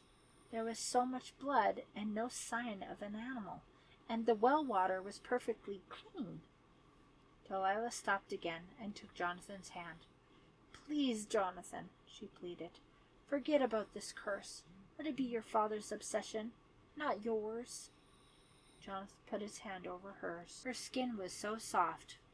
Her words echoed in his mind. Forget about the curse, he thought. That is exactly what I would have said until today. He and Delilah walked on in silence. She is a very sensible girl, Jonathan thought. I am glad we have met. It is so good to have someone to confide in. That night, Jonathan went to bed early and immediately fell asleep. Deep in the night, a noise woke him. Creak. Jonathan's eyes flew open. He listened, holding his breath. It was the dead of night. The house lay bathed in darkness. Creak. Jonathan's heart began to pound. There it was again. Creak. Creak. It came from the hall. His mouth suddenly dry, his temples throbbing. Jonathan slipped out of bed and crept to the door. He put his ear to the door and listened. I really did hear a noise this time, he thought. I'm sure of it. Creak. Slowly, silently, he opened the door. The hall was dark. He listened to footsteps quietly coming toward him. He peered around the door and into the hall. There it stood. His blood stopped flowing in his veins. At the end of the hall, he saw a vision in white, floating toward him. Chapter 11. Who is it? Jonathan cried, but his voice came out a choked whisper. The pale figure whispered, Abigail, Abigail. It floated closer. Jonathan could see a white nightgown and white nightcap, long gray hair flowing under it. He heard the floorboards creaking under her bare feet. Cannot be a ghost, he thought. The apparition called out softly, Abigail, Abigail, come back. It is Mama, Jonathan realized, alarmed. What is she doing? His mother stepped quietly past him, not seeing him. Again she called, Abigail. She is walking in her sleep, Jonathan realized. She started down the stairs, and Jonathan followed. She made her way to the back of the house, the ghostly white gown trailing along the floor. "Abigail!" She called a little louder this time. "Wait for me!" She opened the back door. She was going outside. Jonathan stepped forward and grabbed her arm. "Mama!" he cried in a trembling voice. "What are you doing?" She turned around, startled. Her eyes were wide open and full of tears. She is not asleep, Jonathan thought. She is awake. She knows what she is doing. "It is Abigail," his mother whispered, tears rolling down her quivering cheeks. "She called to me. She is out there, waiting for me." Jonathan pulled his mother inside and closed the door. "No, Mama," he said, desperate to soothe her. "You must be dreaming." "I am not dreaming, Jonathan." His mother's voice was firm now. "She's in the backyard. My little girl." Jonathan opened the door and peered outside. It was a warm, clear night, well lit by the moon. He saw no one outside, no sign of Abigail. "No one is there, Mama," Jonathan said. "Please, you must go back to bed." He put an arm around his mother's shoulders and began to lead her back to the stairs. She struggled against him. "No!" she cried. "Abigail needs me." Jonathan was stronger and guided his mother upstairs. "You cannot go outside. You'll catch cold. You had a bad dream, Mama. That is all," he said. "Just a bad dream." But no matter what he told her, Jane refused to believe that her dead daughter hadn't called to her. She allowed herself to be taken upstairs, but still she was frantic with grief and worry. She went to bed, and at last, exhausted, fell into a deep sleep. Jonathan shut the door to his room and went to his window to look out. The yard, with the woods behind it, stretched quiet and peaceful in the moonlight. In the morning the Fier family went about their chores as if it were any other day. Neither Jonathan nor his mother said a word to anyone about what had happened the night before. It was almost as if it really had been a dream. Jonathan knew better. Mama had been shaken since Abigail died, Jonathan thought, but it has always been a matter of a momentary confusion. She's never gone this far before. The next night he lay awake, waiting for a noise. Hours passed in peaceful stillness. Jonathan's body began to relax. Then, just as he began to feel drowsy, he heard it. "Creak! Abigail! Abigail!" came the whispered cry. He heard his father's heavier tread on the floorboards. "Jane, come back to bed," Ezra whispered. "We'll wake up the children." Jonathan heard his father take his mother back into their room and shut the door. He heard their muffled voices and his mother crying. Jonathan's mother stayed in bed all the next day and the next, but at night she roamed the house, calling for her dead daughter. "I want to do something for her," Rachel told Jonathan.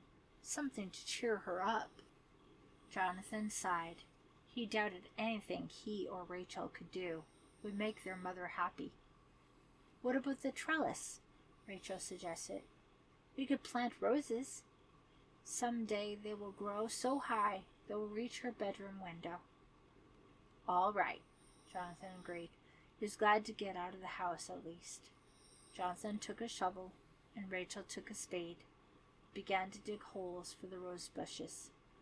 Feeling a light tap on his shoulder, Jonathan whirled around to see who was there. He found himself staring into Delilah's pretty face. "Good afternoon," she said. "Good afternoon," Jonathan answered. "Hello, Delilah," Rachel called.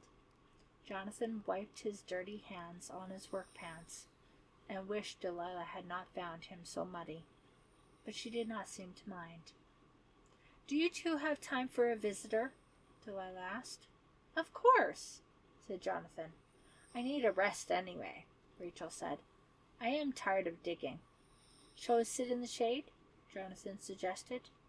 Jonathan and Delilah sat under an apple tree, while Rachel ran off and was soon back with a pitcher of lemon water. I've come to see how the two of you are doing, said Delilah. I've been worried about you. Jonathan was silent, but Rachel said, Oh, Delilah, Mama is not well. She walks through the house every night calling for Abigail.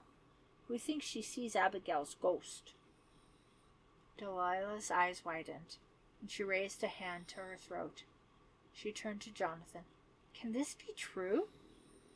It is true that Mama is upset, Jonathan told her. Every night she cries out for Abigail. She says she sees Abigail in the yard, beckoning to her. Delilah sucked in her breath and shut her eyes. This is dreadful, she murmured, almost as if she were talking to herself. Jonathan leaned closer to her. But I'm sure it is not a ghost, he said to reassure her. Please do not worry about us, Delilah. Rachel exaggerates sometimes. I do not, cried Rachel. A bit of color returned to Delilah's face, and she grew calmer. She could be dreaming, could she not? She suggested. The same dream night after night? Jonathan sipped his lemon water thoughtfully. He studied Delilah's face, and she smiled at him. She is so brave, he thought. She is trying to make Rachel and me feel better. Rachel is afraid of a ghost, and I'm afraid for my mother is going insane. Delilah does not want us to be frightened, so she assures us it is just a dream. Jonathan! Jonathan's eyes flew open. It is the middle of the night. Another sound. Mama? Jonathan! Came the eerie whisper. Jonathan, beware! Jonathan froze as he stared into the darkness. It was not his mother, but the soft, sweet voice of a girl. Who is there? He whispered. Beware, my brother, came the girl's voice. It seemed to be coming from outside the open window, but that was impossible. Beware, my brother, the voice said again, or your fate will be worse than mine. Jonathan sat up. Rachel? He called. Rachel, where are you? No, whispered the little girl. No, not Rachel. I am Abigail. Chapter 12. Jonathan jumped out of bed. Abigail? He cried frantically. Abigail, where are you? He froze in the center of the room and listened. No one answered.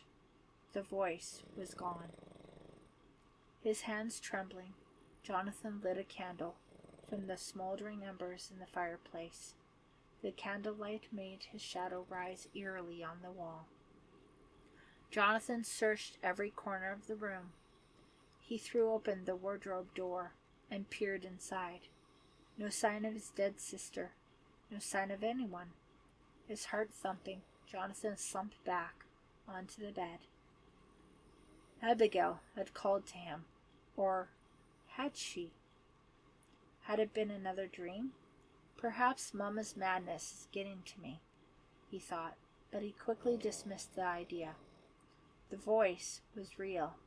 I did hear Abigail calling me, warning me about something. Then a soft tapping at his door startled him. He leapt to his feet, staring at the door. Should he open it? He had no time to decide. The door squeaked open slowly. In walked Rachel. She wore her night shift and cap, her feet bare. Her eyes in the dim candlelight were round with fear. Rachel, what is it? Jonathan asked, his voice a low whisper. I saw her, Rachel cried. I saw Abigail.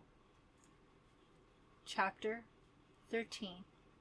Jonathan rushed to his sister and took her by the shoulders. You saw Abigail? He said. Where? I saw her face outside my window. She called to me, Rachel, beware. But how did you know it was Abigail? Jonathan asked. Do you remember what she looked like? She looked like Papa's picture of her, said Rachel. She wore a white cap with blue ribbons, and she was floating outside my window. Then she disappeared. Jonathan let go of Rachel. Maybe Mama really had seen Abigail, he thought. Perhaps she saw what Rachel saw. It had to be Abigail. Abigail's ghost. Abigail had come to warn her family. But of what? I'm going to call on the Wilsons, Mama, Jonathan told Jane. She sat by the hearth in the kitchen, too tired to move. Let me go with you, Rachel begged. I like Delilah. Not today, Rachel, said Jonathan. Today, I want to see her alone. Their mother gave Jonathan a basket of sweet rolls to take with him as a gift. Please send her regards to her father, Jane said. Then she sighed. We should have had them to tea by now, but it has been so difficult. Tears welled up in her eyes, which she brushed away. Misery had aged Jonathan's mother since Abigail's death. The corners of her mouth sagged, and her eyes were dull and almost colorless. Jonathan noticed that the past few days had sharpened the pain in her face. Apologize to the Wilsons for me, she went on, and tell them I have been ill. I will, Jonathan promised. He put a hand on her arm and added, You'll feel better soon, Mama. I know you will. She nodded absently. Jonathan took the basket and set off down the road to the Wilsons' farm. The Reverend Wilson was working in a field when Jonathan arrived, but Delilah's lively face lifted Jonathan's spirits. She took the rolls with a smile. It was so thoughtful of your mother to send them, she said. How is she? Jonathan sighed. No better, he told her. She still sees Abigail at night, but now, at least, she is not the only one. What do you mean? Rachel saw her too, and I heard Abigail's voice. She called to me. Delilah dropped the basket and turned her face away. Jonathan saw her shoulders shaking under her faded pink dress. Delilah, what is wrong? Gently he turned her around, put his arms around her shoulders to stop their shaking, and gazed intently into her eyes. But she lowered her face, as if she didn't want him to see her expression. When she finally raised her eyes, they were filled with tears. I'm very worried about you, Jonathan, she said. About you and your family. I would never wish any harm on you, ever. Jonathan thought she was even prettier than usual, with her eyes shining with tears. He wanted to throw his arms around her and kiss her. What are you talking about, Delilah? He asked. I know you wouldn't wish harm on us. This has nothing to do with you. He paused, feeling guilty. I should never have burdened you with our problems. Delilah, you're taking them upon yourself. Delilah closed her eyes. My father and I are leaving soon, she said quietly. Perhaps once we are gone. No, Jonathan cried. You cannot leave. Please. He was surprised to hear himself speak these words. The idea of Delilah's leaving was painful. He felt as if he had been punched in the stomach. I'm in love with her, he realized right then. Completely, desperately in love with her. He took her hands in his and demanded, Why? Why must you leave? Please, Delilah, stay here. She lowered her head again. It is for the best, Jonathan. You must believe me. By the end of the week, we will be gone. Delilah, I do not understand. Please go now, Jonathan, she said with a tremor in her voice. Please, you must leave. Jonathan made his way from the Wilsons' cottage and trudged home with a heavy heart. I love her, he thought miserably, and I know she loves me too. I know it. So why must she leave? Why can't she explain? Why is she so sad and so mysterious? That night, Jonathan waited to hear his mother's whispered cries. He tried to force his eyes open, to remain alert, but after so many sleepless nights, he couldn't stay awake. He drifted off into a heavy and dreamless sleep. Then, just before dawn, a horrifying scream pierced his sleep-fogged brain. Jonathan jerked straight up in bed. The scream had come from the backyard. He hurried to the window. The first pink light of morning was beginning to show on the horizon. Squinting into the yard, he could see nothing unusual. The scream lingered in his mind, echoed in his ears. None of the horrors of the past few weeks had prepared him for the terrible agony in that scream. Jonathan heard footsteps on the stairs. He crept to the door in the gray light. He saw Ezra and Rachel heading downstairs. Jonathan followed. "Where is Mama?" he thought. Panic rose in his throat. He pushed it down, swallowed it. No time for panic. Jonathan followed his father and his sister outside. The yard was silent now, but they had all heard the scream. They all agreed it had come from the yard. "Where is Mama?" Jonathan asked his father. I don't know," Ezra said. "That scream woke me up, and she was not there. I cannot help but think." Ezra glanced at Rachel. He did not finish his sentence. "Do not worry, Papa," Jonathan said. "We will find her." For hours they searched the house, every inch of it. Jane was not there. The sun was rising above the trees now. They dressed quickly and returned to the yard, searching around every bush, behind every tree. Rachel stood at the edge of the woods, calling for her mother. Jonathan felt tired and discouraged. What could have happened to my mother? He wondered. How could she vanish into thin air? His mouth felt dry as cotton. He made his way to the well for a drink. As he tugged on the rope to pull up the bucket, the rope felt strangely heavy. A wave of dread swept over Jonathan. "Papa!" he called hoarsely. "Come help me pull up the well bucket." Ezra narrowed his eyes at Jonathan, but said nothing. He stepped beside his son. Together, their faces set in hard concentration. They heaved on the rope. "It is so heavy, Papa," Jonathan said, pulling with all his strength. "I cannot imagine." One final tug. Jonathan gasped in disbelief, and then he started to scream. Chapter 14. Jonathan's scream roared over the yard. "What is it? What is it?" Rachel cried shrilly, running into the well. Jonathan was too horrified to reply, too horrified to move, too horrified to pull his eyes away from the gruesome sight before him. At the end of the well rope, sprawled over the bucket, was the body of his mother.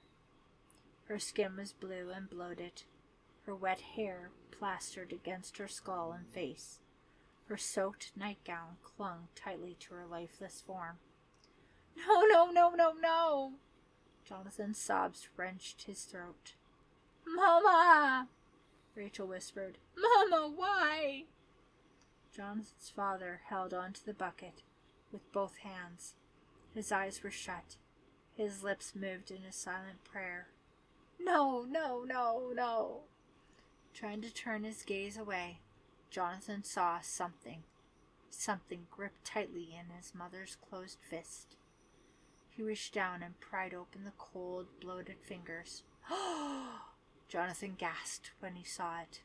A white cap with blue ribbons.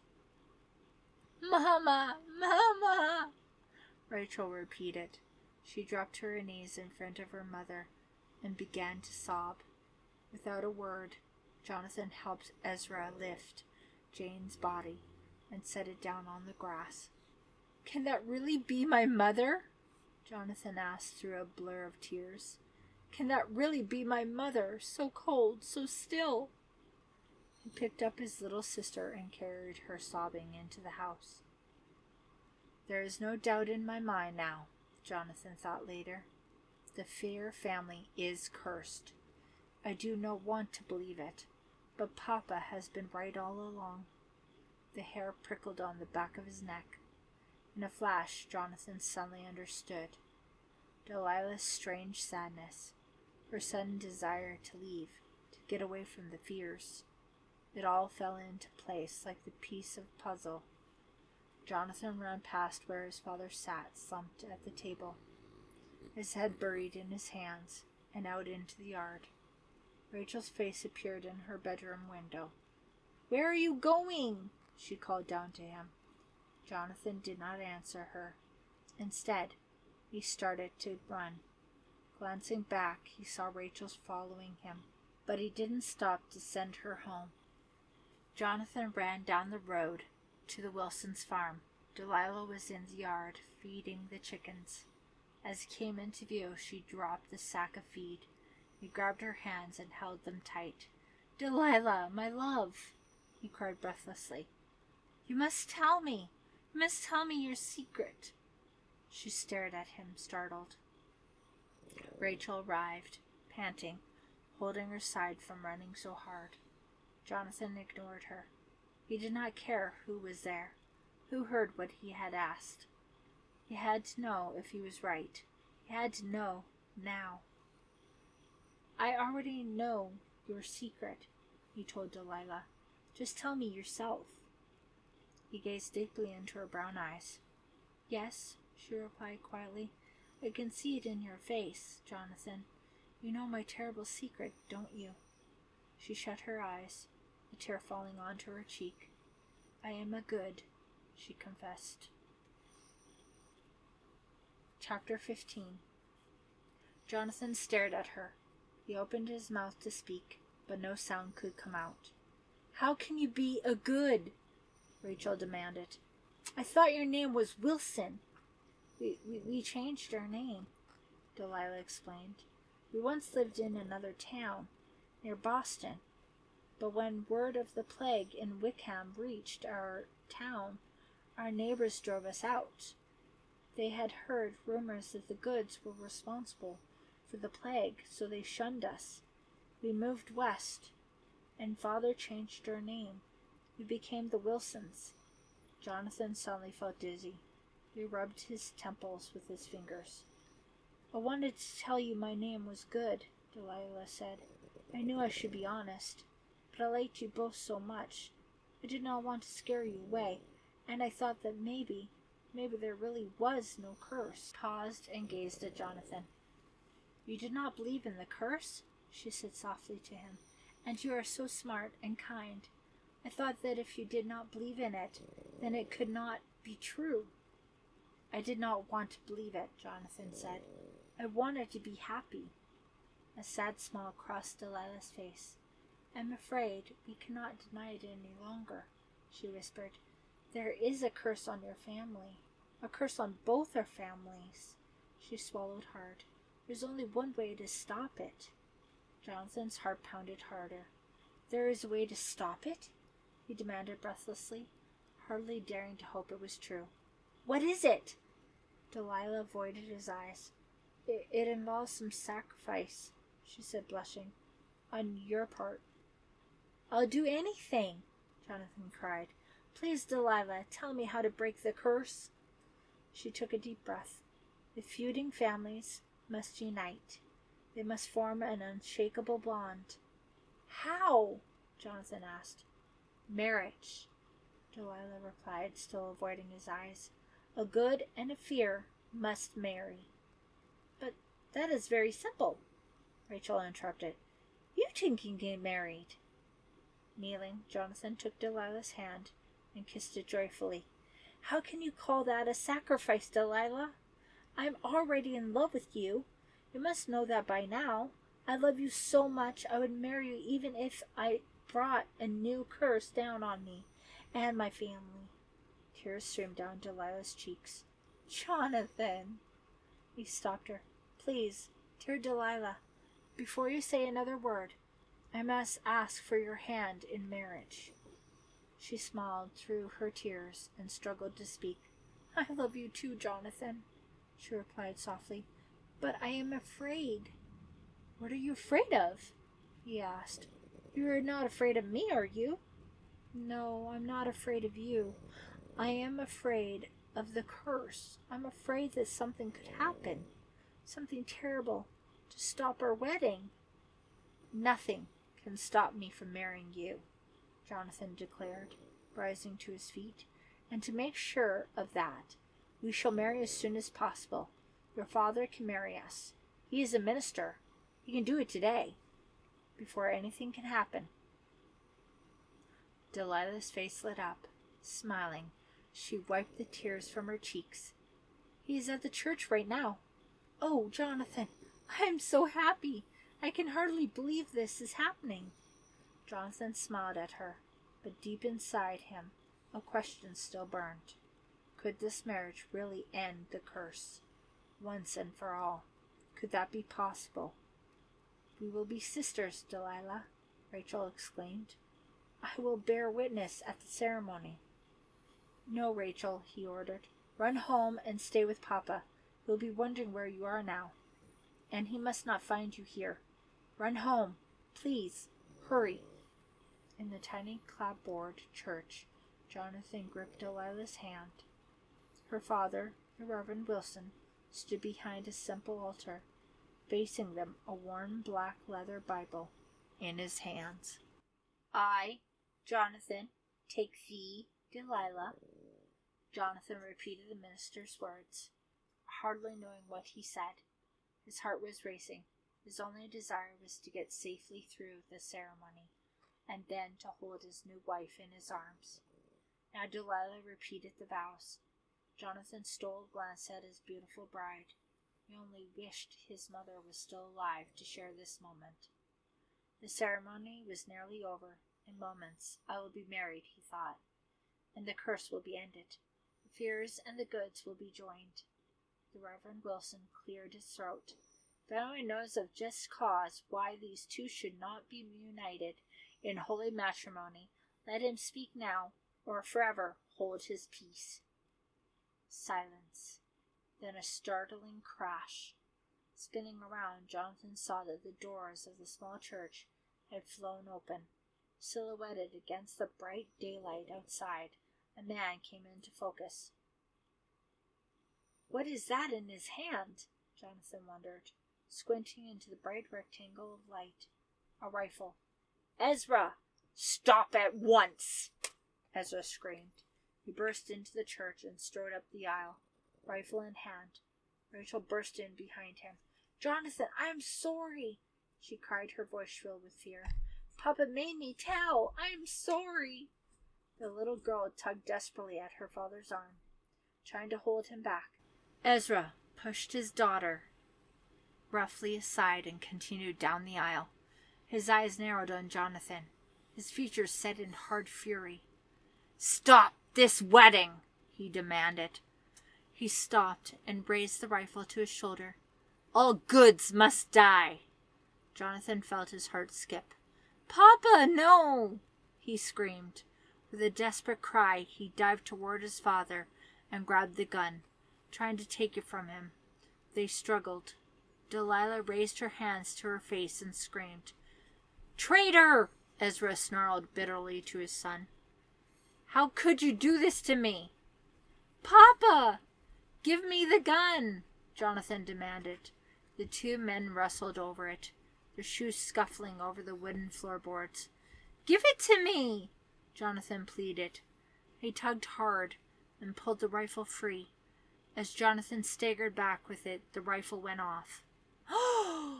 Jonathan uttered a startled cry as the sound echoed through the tiny church. He heard a sharp cry and turned to the altar. Delilah stood as if suspended by wires, her features twisted in shock and horror. A red stain appeared on the front of her white dress. Jonathan stared helplessly as the stain darkened and spread. I've shot Delilah, he realized. Chapter 16. Delilah! Jonathan screamed her name in a choked voice he didn't recognize and let the rifle fall. Before he could run to her, Delilah's eyelids slid shut. She uttered a faint gasp and slumped to the floor. Jonathan dropped beside her. "Delilah! Delilah!" He called her name again and again, but he knew she could not hear him now. The dark blood puddled beneath her white dress. "Oh, Delilah!" Jonathan sobbed, cradling her head in his arms. Behind him, Jonathan heard a click. He turned.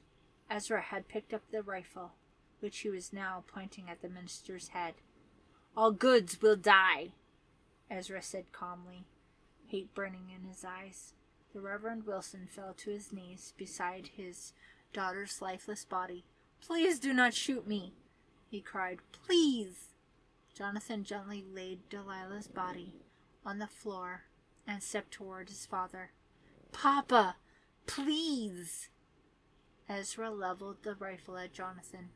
"Do not get in my way again, son," he growled, his voice hard and sharp as a steel blade. "I am warning you." Jonathan said nothing. Ezra turned back to the minister. "All goods will die," he repeated. Reverend Wilson clasped his hands together as if in prayer. "Please do not shoot me," he begged again. "I am not a good." "Your lies will not succeed with me," Ezra snapped. "You cannot save yourself. My wife is dead because of you, and now you must pay the price." Delilah's father shook in terror. "It is true. I swear to you, I am not a good. Delilah was not a good either." He turned to Jonathan and added, "Jonathan, she lied to you." Chapter 17. "What are you saying?" Jonathan cried in disbelief.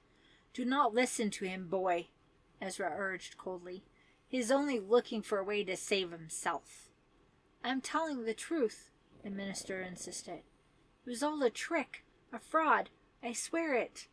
Jonathan ignored his father and the rifle. "A trick?" he repeated weakly, grabbing the front of Reverend Wilson's robe. "A trick? I wanted Delilah to marry you, Jonathan."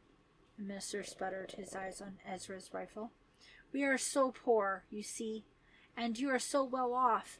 Delilah, she came home and told me the story of your feud with the goods. I had an idea. I saw a way we could use it to trick you into marrying her." "To trick me?" Jonathan murmured. "I made her do it," the minister cried. "I forced her to." He lowered his gaze to his daughter's body. He stared at it for a moment, as if he just realized she was dead. Then, with a shudder, he pulled his eyes away. "Delilah was a good girl at heart," Reverend Wilson muttered. "A good girl." "This is all nonsense," Ezra snarled. "Prepare to die good. I have waited so long, all my life for this chance. You will not cheat me of my revenge with your desperate lies." "Please, Papa," Jonathan begged, pushing the rifle aside. "Let him speak." "I forced Delilah to pretend that she was a good," Reverend Wilson confessed sadly. "But I knew you would not marry her just because of that. So she made you think your dead sister was haunting you. She made terrible screaming noises at night. Delilah filled your well bucket with chicken blood. She made a cap with blue ribbons on it, like the one she saw in a painting of your sister, and she climbed your rose trellis to peer in your windows at night." Ezra lowered the rifle. His face grew red, and his jaw trembled as he listened. "Delilah lured your mother outside with that blue-ribboned cap," the minister continued in a quivering voice. "She threw it into the well. Your mother leaned over to retrieve it, and she fell into the well."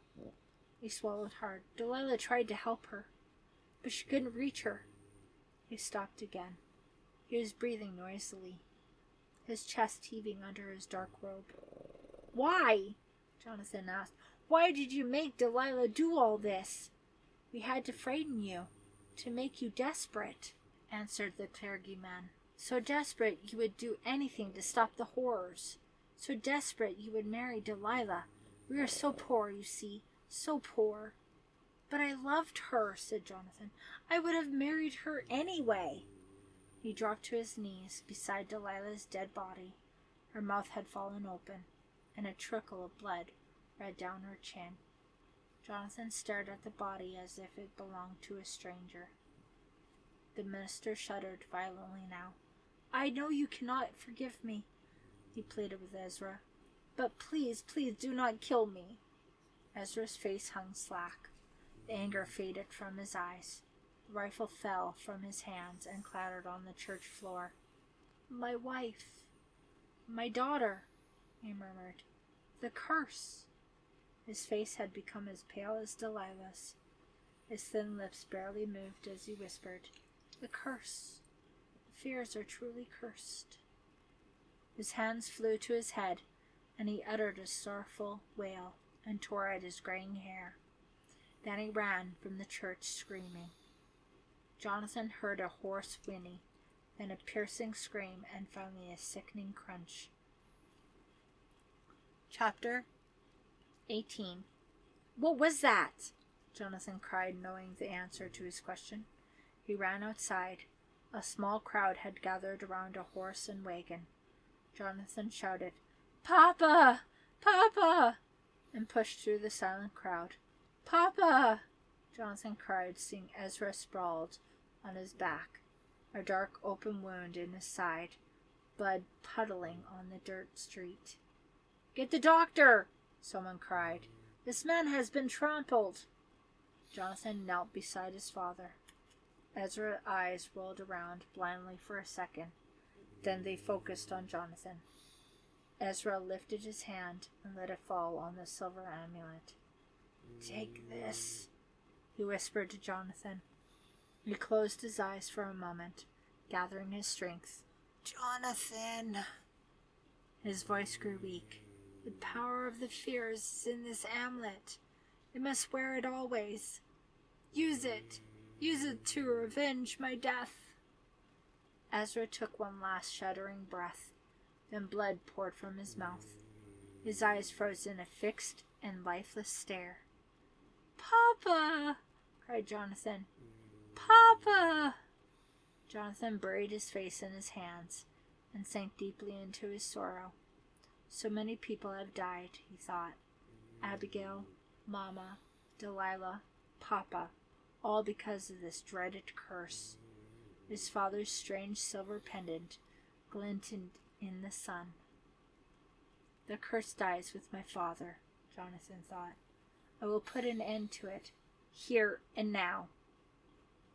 No minister would give Ezra a funeral or allow his body to be buried in a church cemetery.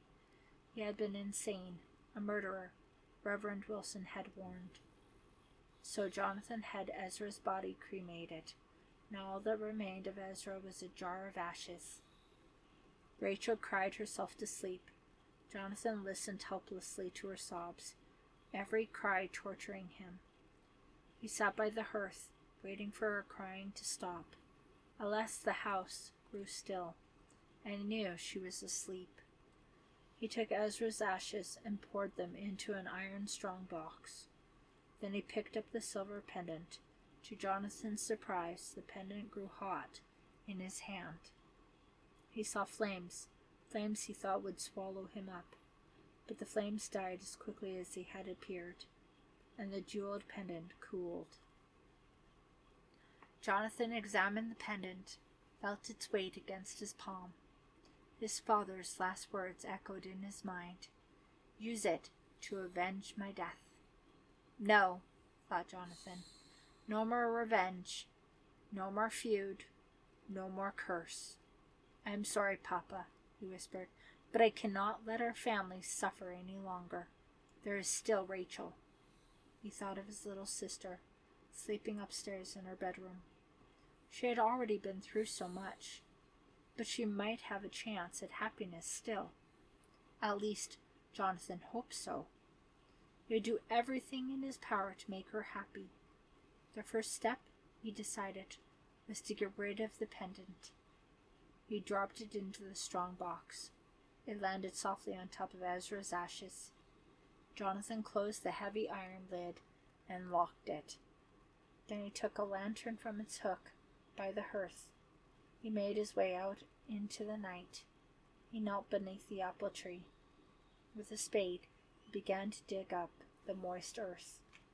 Bitter memories leapt to his mind as he worked under the tree.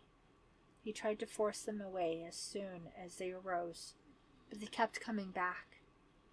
He remembered drinking lemon water with Rachel and Delilah one hot day on that very spot. Delilah.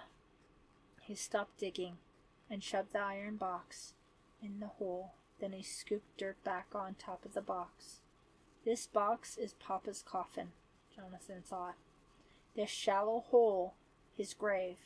This lonely secret ceremony is his funeral.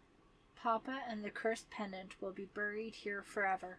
Jonathan finished filing the hole and smoothed the dirt. He left nothing to mark the spot. It is done, Jonathan thought. He stood and wiped the dirt from his hands. That is the end of the horror. The curse is finished. The feud is over. The Fiers and the Goods will suffer no more. Shadyside Village, 1900. Nora's entire body tensed as she listened. She held her breath as the footsteps in the hall came closer and closer to her room. She waited for them to stop at her door, but they passed by. She exhaled and picked up her pen and began to write again. Jonathan Fier hoped he could bury the curse along with Ezra's ashes, she wrote, and it seemed to be true. The evil stayed buried for 100 years. For 100 years the Goods and the Fiers lived in peace. In fact, the feud was forgotten. Children grew up hearing none of the horrifying stories. They knew nothing of the curse upon the two families. But it is not easy to end a curse, Nora thought. Jonathan Fier's great-great-granddaughter innocently unleashed the evil once again. During that 100 years of sleep, the evil power had grown even stronger. Nora touched the pendant around her neck. Oh, she thought mournfully, if only it had stayed buried forever. Part 3. Western Massachusetts, 1843. Chapter 19. It is too bad the old apple tree died, thought Elizabeth Fier. She was kneeling in her green gardening dress, digging with a trowel in the rich dark soil. Heavy leather gloves protected her hands. The apple tree had died, and her brother Simon had chopped it down. Now there was a bare spot in the backyard. Elizabeth thought it looked empty and a bit sad. But I will take care of that, she thought, adjusting her straw bonnet over her long dark hair. This flower garden will be even prettier than the old tree.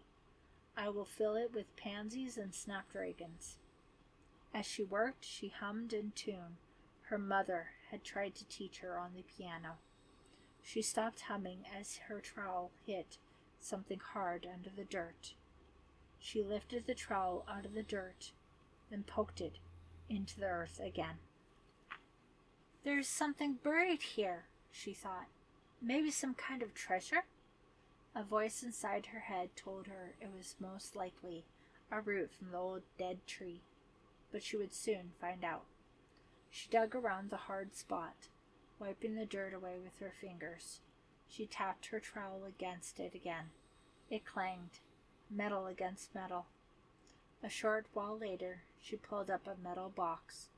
It had a heavy lock on it, but the box itself was so rusted the hinges had broken.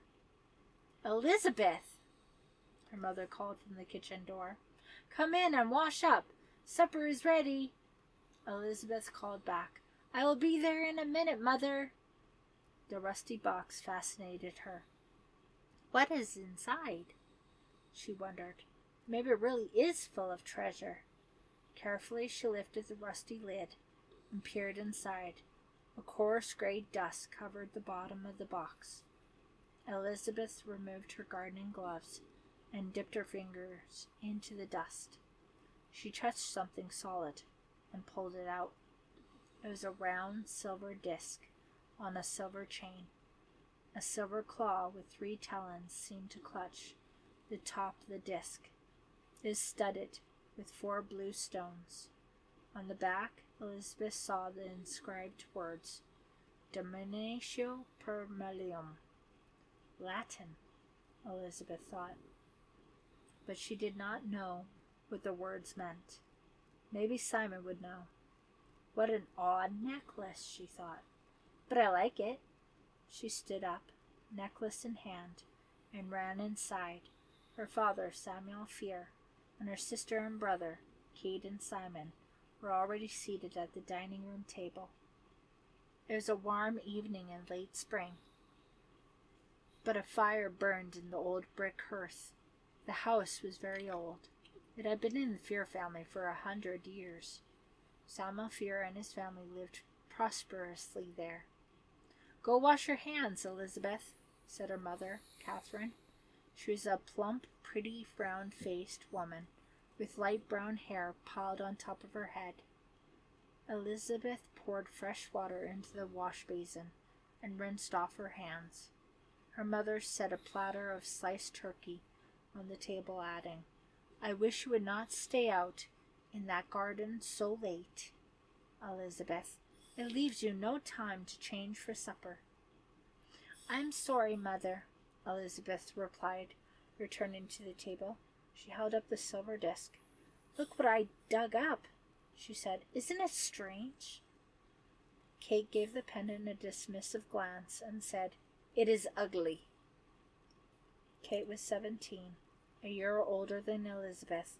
Her hair was a lighter shade of brown, and her eyes a lighter shade of blue than Elizabeth's, but they both had the same pale skin and full red lips. Their brother Simon, who was 18, had a very tall, thin body, with an angular face, thin lips, and black hair. His eyes, too, were black. Simon studied the pendant, and as Elizabeth dangled it before him. Where did you find it? He asked. In the backyard, where I'm digging my new garden. It's buried under the old apple tree. Samuel Fier touched the amulet lightly. I've never seen anything like it, he said. I wonder what it was doing buried there. Someone must have buried it for a reason. Maybe it should stay buried, Kate joked. Elizabeth ignored her sister's comment. I like it, she said. I'm going to wear it as a good luck charm. She draped the silver chain around her neck. Suddenly, her neck began to tingle. Elizabeth shuddered and closed her eyes. They burned. When she opened her eyes, the dining room was gone, and she was surrounded by fire. Hot flames licked at her long curls, at the hem of her dress. Fire singed her eyelashes. I feel faint, she thought. She shut her eyes again and prepared to be engulfed in flames. Chapter 20. Elizabeth! Elizabeth! What is the matter? Elizabeth heard the alarmed voices of her mother and father as the flames died away. She shook her head and opened her eyes. The fire disappeared. The room came into focus, as did the platter of turkey, her family. Everything seemed normal. Elizabeth! What happened? Her mother asked. Elizabeth groped for a chair and sat down. It is nothing, Mother, really, she said. The flames were already fading from her memory. I just felt faint for a minute. I'm all right now. You need something to eat, said Mrs. Fier. You're probably right, said Elizabeth. I'm very hungry. For the rest of the evening, Elizabeth felt fine. There were no other strange incidents. Soon she forgot all about the frightening sensation of fire. A few weeks later, the flowers in Elizabeth's garden were beginning to sprout. As for the strange pendant she had found there, it was now her favorite piece of jewelry. She never took it off. The Fiers were sitting down to supper on a warm June evening. Elizabeth was just passing a dish of fresh peas to Simon. Suddenly, they heard a knock on the door. Who could that be? Asked Mrs. Fier, filling the glasses with water. I'll answer it, said Elizabeth. She stood up and hurried to the door. There, in the fading light, stood a tall, ragged man. The sight of him startled Elizabeth. His broad-brimmed straw hat was caked with dirt and sat low over his gaunt face. His black jacket and trousers were faded and hung loose on his skeletal frame. His boots were worn thin. His eyes, hard and glittering, stared at the disc around Elizabeth's neck, but he said nothing. "He must be a poor drifter," Elizabeth said to herself, collecting her thoughts. "But why does he not speak?" "What do you want?" she asked him. He raised his eyes from the pendant to Elizabeth's face.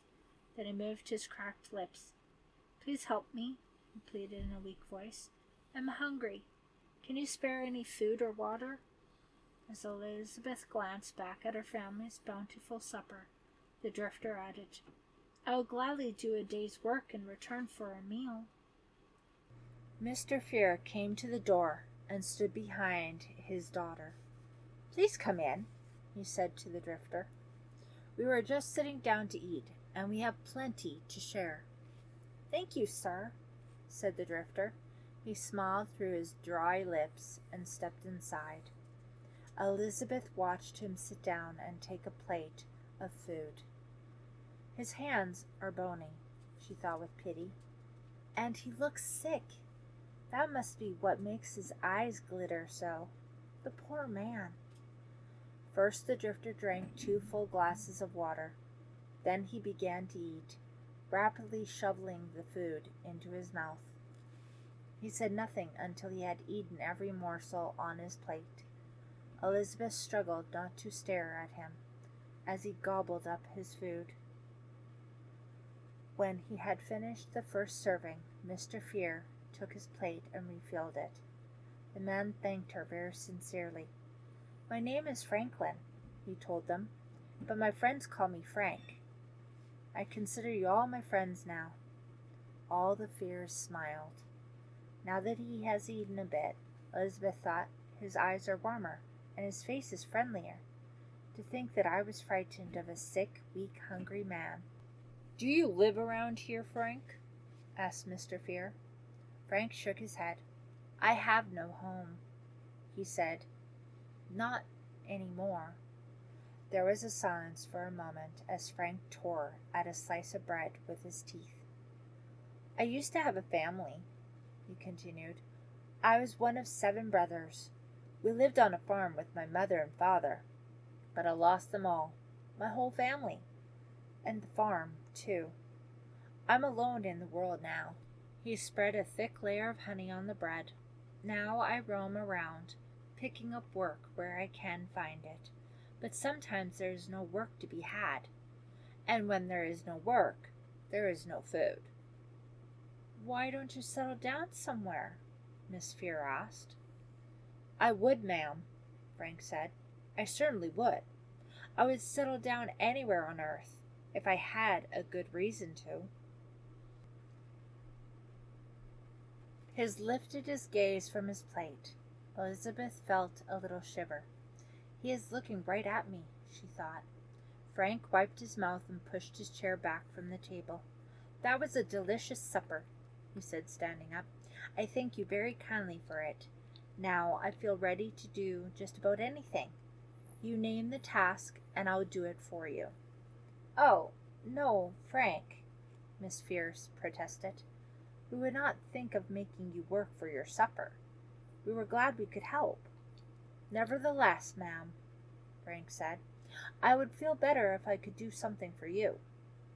"We do not need anything done," said Simon. "But you could use a good hot bath, I bet." "Oh, no," said Frank, "I could not trouble you." But the Fiers insisted, and Frank had to accept. While their mother cleaned up the supper dishes, Kate and Elizabeth got the wooden bathtub out of the pantry and set it on the kitchen floor. They boiled water and poured it into the tub. Then the women left the room so Frank could take a bath. Simon left a clean suit of clothes for him on a chair. Elizabeth paused at the door on her way out of the kitchen. She turned around just as Frank was taking off his dirty, tattered shirt. The movement of his arms made the muscles ripple through his back. Embarrassed, Elizabeth hurried out. She hoped Frank did not know that she had had a glimpse of his bare back. It was not a proper sight for a young lady. All the Fiers waited for Frank by the fire in the parlor. Kate bent over her needlepoint, and Elizabeth worked at her knitting. Kate's birthday was coming up, and Elizabeth had decided to knit a scarf for her. Elizabeth glanced up, startled by a noise at the parlor door. There stood Frank, fresh from his bath. Elizabeth had to stop herself from gasping out loud at the change in him. She realized that he was probably 10 years younger than she had thought at first, closer to 20 than 30. His face had taken on a new warmth, now that he was clean, fed, and rested. His hair was neatly combed, and Simon's borrowed clothes fit him elegantly. He is handsome, Elizabeth realized. Very handsome. She suddenly became aware of the weight of the amulet hanging from her neck, and the coolness of the metal against her skin. She held it in her palm, and it grew warm. Frank says he is just a drifter, Elizabeth thought as she watched him take a seat by the fire. But there is more to him than that. He did not tell us much about his family, or say where he comes from. Who is he, really? She would soon find out. Frank leaned back against the cushioned chair by the fireplace, grinning at the Fier family gathered around him. They're all smiling at me, he thought. They are so welcoming to the poor, starving drifter in their home. They're being so kind, so good-hearted. They will take me in, he mused, and they will nurse me back to health. As I get stronger, I will help them out around the house, entertain their sweet daughters and their lonely son.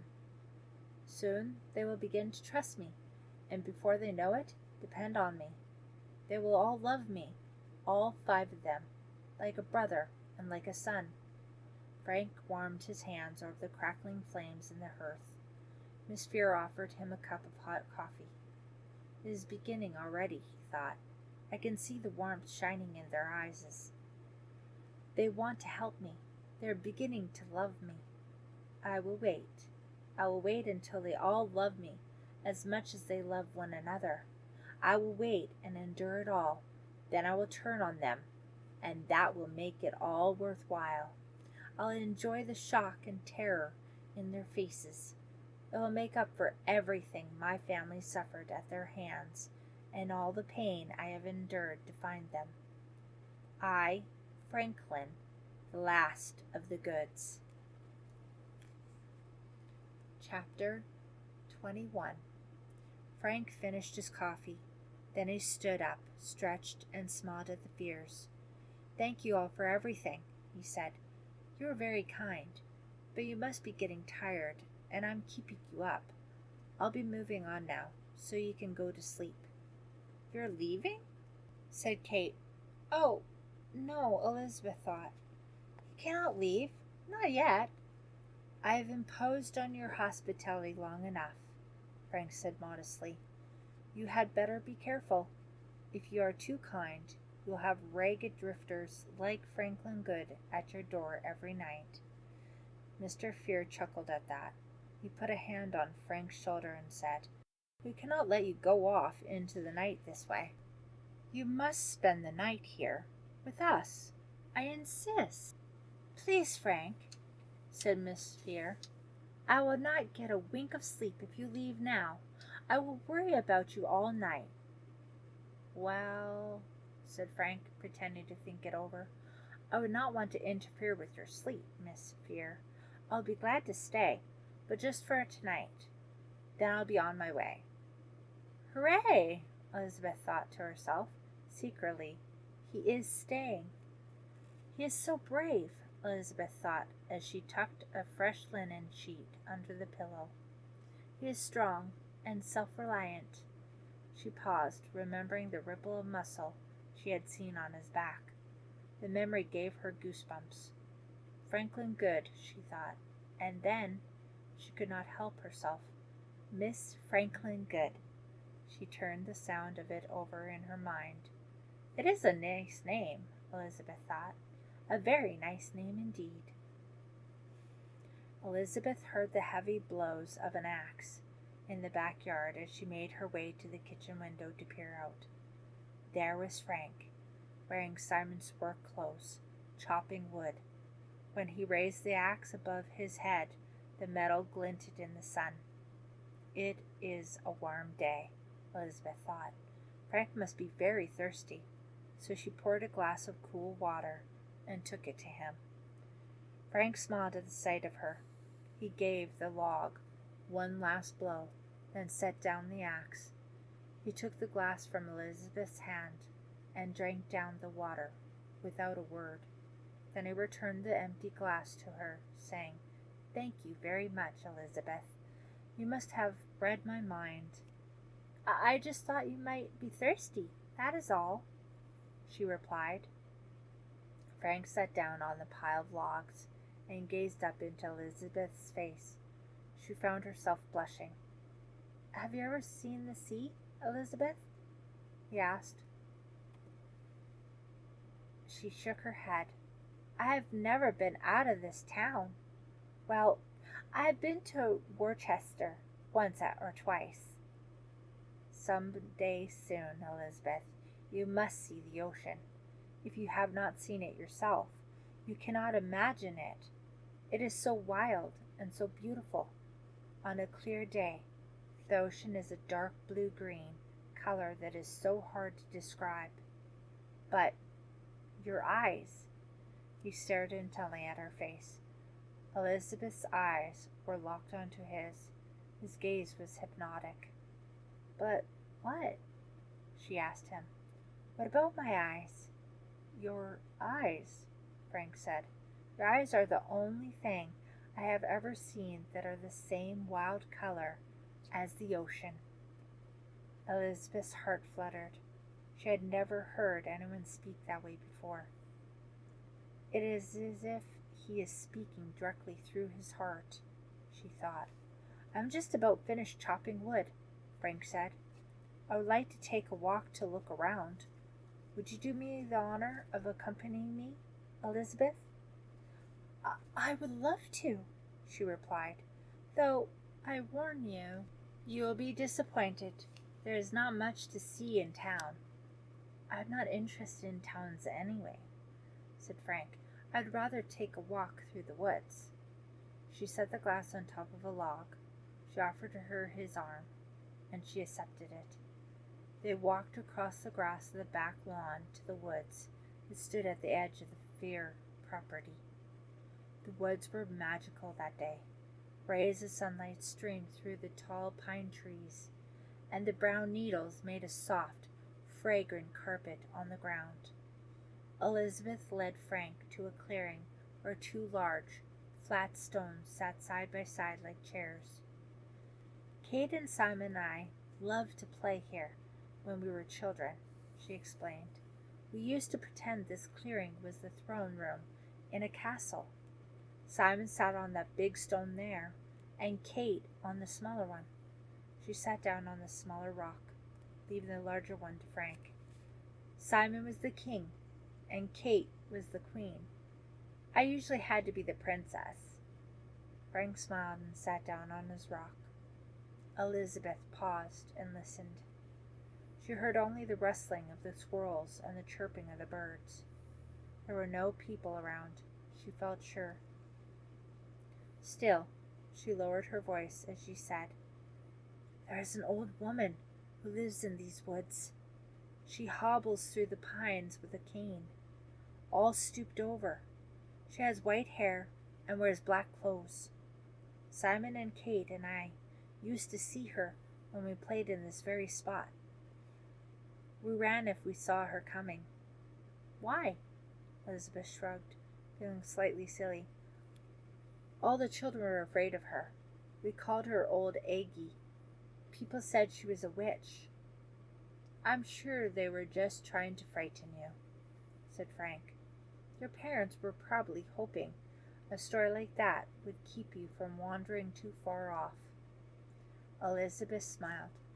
I suppose you are right. Still, I always believed that Old Aggie really was a witch. One boy I knew said that if you get close enough, Aggie's cane turned into a live snake. Elizabeth could not stop herself from shivering. I often wondered if she is still alive. I'm sure she is not, Frank said in a comforting voice. She smiled. She felt safe with him there. A ray of sunlight fell on the silver pendant around Elizabeth's neck. Frank reached for it. Where did you get this necklace? He asked. It is a strange piece of jewelry, is it not? Said Elizabeth. I found it in our backyard. It was buried in a rusty old strongbox. Frank studied the pendant, turning it over in his hand, rubbing his fingers over the blue jewels. What do the words mean? He asked her. Do you know who it belonged to? Elizabeth shook her head. I do not know anything about it, but I like it. I wear it for good luck. Frank nodded absently and studied the amulet for another long minute. Elizabeth found it odd that he was so interested in her charm. Frank seemed to read her thoughts. He let the amulet fall back against her chest and smiled at her. I'm curious about it, he said, indicating the amulet, because it belongs to you. I only hope that this good luck charm has enough power to keep you safe. Someday you might need a real protector. The world is full of danger, Elizabeth. His eyes were shining as he said this, and Elizabeth's heart swelled at his words. He's talking about himself, she thought happily. He wants to protect me. Could it be true? Could he really be falling in love with me? They strolled silently back to the house, arm in arm. Occasionally Elizabeth glanced at his face and found him watching her, a warm smile lighting up his face. That dog followed me all the way to Boston, Frank said, and all the Fiers laughed. Elizabeth and her family were sitting around the supper table, while Frank told them about his adventures. Elizabeth watched the rapid faces of her parents as they listened to Frank's stories. They like him, she thought happily. She wanted them to approve of him. She had an idea in the back of her mind that they wanted her to marry someone with property and money, and Frank was penniless. But character is more important than money, Elizabeth told herself. Surely mother and father can see that. You are not much older than I am, Simon said wistfully, but you have seen and done so much. Simon envies him, Elizabeth thought, suppressing a smile. She could not help being pleased at seeing her older brother humbled a bit. As the eldest Fier and the only boy, Simon sometimes acted as if he were a prince. Do not envy me, Simon, Frank said. If I still had a wonderful family like yours, I'd never have left home. Frank's eyes paused on Elizabeth, and she smiled at him. What exactly happened to your family, Frank? Miss Fier asked. You have not told us. Frank set his fork and knife on his plate and wiped his mouth with his napkin. The Fiers watched him, waiting to hear the tragic story he would tell. My family died mysteriously, Frank began, one by one. First my parents, then each of my brothers, until only I, the youngest, was left. They showed no sign of sickness, just died very suddenly, one at a time. Miss Fier clucked her tongue, and Mr. Fier slowly shook his head. Each time someone died, we called the doctor, but he never knew what had happened. No one understood it, All doctors were at a complete loss. Frank paused and took a breath. At any rate, the day came when I was the last good left. I was 12 years old. No one wanted to take me in, for fear they would catch whatever it was my family had. So I went off on my own. To this day, I wonder why I alone was spared. I'm still waiting for the curse to come and strike me dead. Elizabeth felt her eyes fill with tears. My poor Frank, she thought. She wished she could reach across the table to comfort him, but she knew her mother would think her too forward. She glanced at her sister, Kate. Kate's eyes, too, were shining with tears. Her face glowed as she listened to Frank, hanging on his every word. Kate's expression made Elizabeth suddenly feel uncomfortable. Why was Kate gazing at Frank that way? Elizabeth did not want to think about it, so she turned away. Soon she forgot about it, caught up in the whole story of Frank's first night alone. After supper, the family gathered in the parlor. Miss Fier sat in the piano and played. Simon and Frank began a game of chess. Elizabeth picked up her knitting needles, and Kate focused on her needlepoint. The fire crackled and sputtered. The gas lights hissed. The clock ticked on the mantel. Elizabeth could not concentrate on the scarf she was knitting. She glanced over at Simon and Frank to be sure they were not paying attention to her. Then she leaned across the couch toward Kate. I like Frank very much, she confided to her sister in a whisper. Don't you? Kate glanced up from her work, her eyes startled and wide. Her hands fidgeted it nervously. Of course I like him, she whispered back. We all do. Why are you asking me this? I was just making conversation, whispered Elizabeth. Kate seemed to be embarrassed, as if she had been caught in a lie. She put down her needlepoint and left the room, her full skirts rustling as she walked. Frank glanced up from the chess game when Kate left the room. He forced himself not to look at Elizabeth. Instead, he turned his head toward the fire so she would not see the smirk on his face. This is going to be easier than I imagined, he thought with satisfaction. Your move, Frank, said Simon. Frank tried to concentrate on the game. He could not let Simon beat him, not the first game. He would let Simon take the third one, maybe. Simon was staring at the chess pieces with total concentration. A lock of black hair hung over his forehead. He's just a boy, Frank thought. He does not understand what is happening. My plan is working, Simon, Frank told him. In his mind, your family likes me better with every passing day. Even you enjoy my company, do you not, Simon? I'm winning your trust, all of you. Soon you will believe anything I say. As soon as I have that perfect trust, I will act. I watched my brothers die one by one.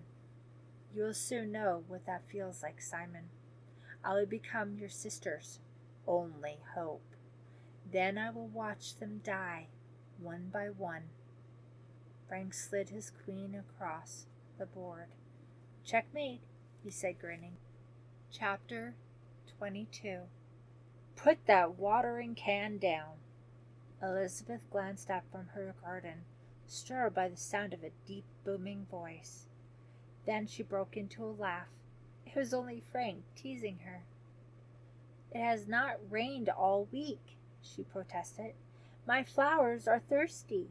She straightened her straw bonnet and continued watering the garden. Frank stepped closer to her. All right, water them, he teased. I'll go for a walk in the woods by myself. She pouted. I'm almost finished there. She set the watering can down. Let me come with you. I would not want you to get lost.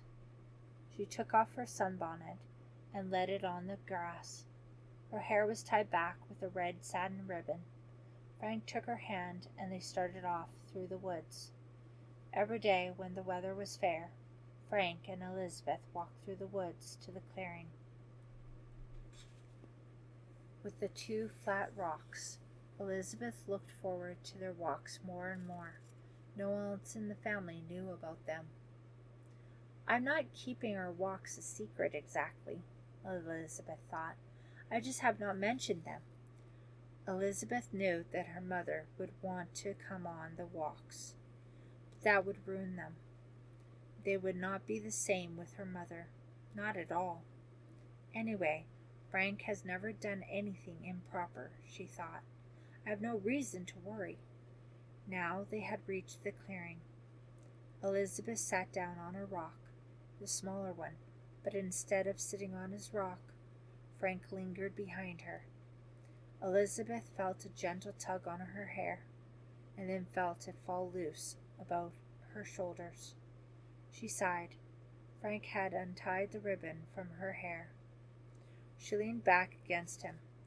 Frank playfully draped the red ribbon across her throat. She giggled. He tugged on it lightly. She giggled again. Then Elizabeth sat still, quivering with excitement, waiting to see what would happen next. Behind her, just out of her sight, Frank held the two ends of the ribbon in his hands. He wound each end around his index fingers. Elizabeth sat in front of him, trusting her fate to him completely in his power. He smiled, and he tugged on the ribbon, preparing to strangle her. Chapter 23. A twig cracked nearby. Frank froze. Elizabeth's body tensed. She heard the snap of another twig, then the shuffle of someone moving through the pine needles. Someone was close by. The ribbon fell from Frank's hand. Elizabeth climbed to her feet and clutched at his arm, her eyes scanning the woods. The shuffling noise moved closer. Then Elizabeth saw a stooped figure walking slowly and steadily their way. A white-haired old woman, dressed all in black, hobbled through the pine needles, a cane poking the ground in front of her. Elizabeth gasped, "Aggie!" She grabbed Frank's hand and pulled him through the woods back toward the house. She did not look back, and she did not stop until they were safely in her yard. "That was the old woman," Elizabeth said, panting. "Old Aggie! She's still alive!" "She appeared to be a harmless old woman," Frank told her. "No, she is not," Elizabeth cried breathlessly. "Somehow, I know she is not just a harmless old woman. There is something different about her." Frank took Elizabeth in his arms and held her tight. She closed her eyes and rested her head against his chest, catching her breath. She felt safe now. "I will always feel safe with Frank," she thought. Calm at last, she lifted her head and smiled. "It is too bad old Aggie came along," she whispered. "She spoiled such a lovely afternoon." Frank hesitated a second, then smiled. "He is embarrassed," Elizabeth thought fondly. "He was going to kiss me. He was going to ask me to marry him, and he wanted to surprise me, but now he knows that I know." "Oh, well," she thought as she and Frank started back toward the house.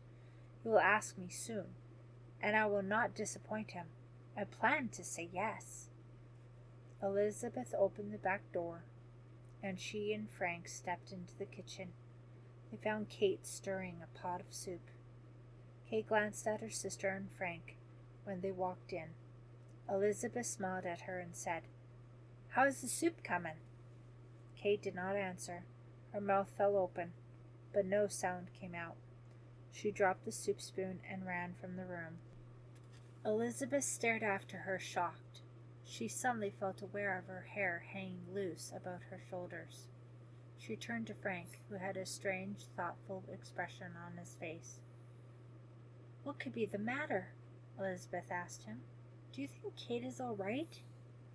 "I'm sure she is fine," Frank replied. Perhaps she burned her hand on the pot. "I had better make sure she is not hurt," said Elizabeth.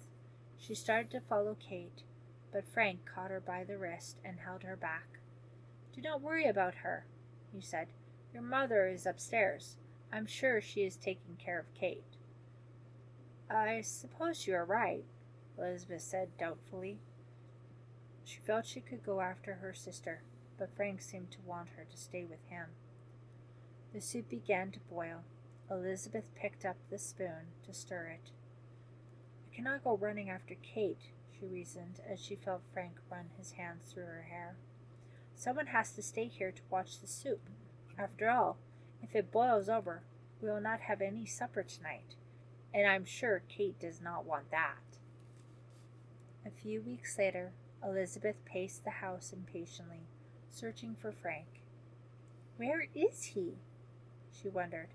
It was time for their walk, and she could not find him anywhere. She sighed and sat down on a chair in the parlor and picked up her knitting. "I might as well work on Kate's scarf while I am waiting for him," she thought. "I might as well make myself useful, as Mother would say." The back door slammed. "Here he is at last," she thought. She stood up, waiting to greet him, but it was not Frank who burst into the parlor. It was Kate. Kate's face was flushed, and she carried a basket of mulberries in her arms. "Oh, Elizabeth!" she cried, letting the basket fall to the floor. She ran to her sister and threw her arms around her neck. "The most wonderful thing has happened!" "What on earth is it?" asked Elizabeth. She had never seen Kate so excited. "You'll be so happy for me," Kate gushed. She took Elizabeth's hands in hers, knitting all, and danced her around the room. "Mother will play the organ, and you can decorate the cake." "The cake?" asked Elizabeth. "Kate, what are you talking about?" "Haven't you guessed by now?" cried Kate. "Frank and I are going to be married." Chapter 24. "Married?" Elizabeth uttered, unable to hide her shock. "You and Frank? What is all the commotion in there?" Simon asked. Mr. Fier came hurrying in from the front porch, and Miss Fier appeared on the stairs. "What is going on, girls?" Elizabeth stood frozen in place, trying to stop her knees from shaking, while she watched Kate run into their mother's arms. "Mother, Frank has asked me to marry him." Elizabeth stood aside to watch the happy uproar that followed this announcement. Miss Fier's kind face lit up, and Mr. Fier clapped his hands delightfully. Finally, Elizabeth could not help herself. She could not keep the words from bursting from her lips. "It cannot be!" she cried in a trembling voice. "Frank loves me!" No one seemed to hear her. Simon asked, "Where is Frank? I want to congratulate him." "How can this be?" thought Elizabeth. "Is this really happening? Kate and Frank?" She wanted to scream. She wanted to fly out of the room. She wanted to disappear forever. "How can this be?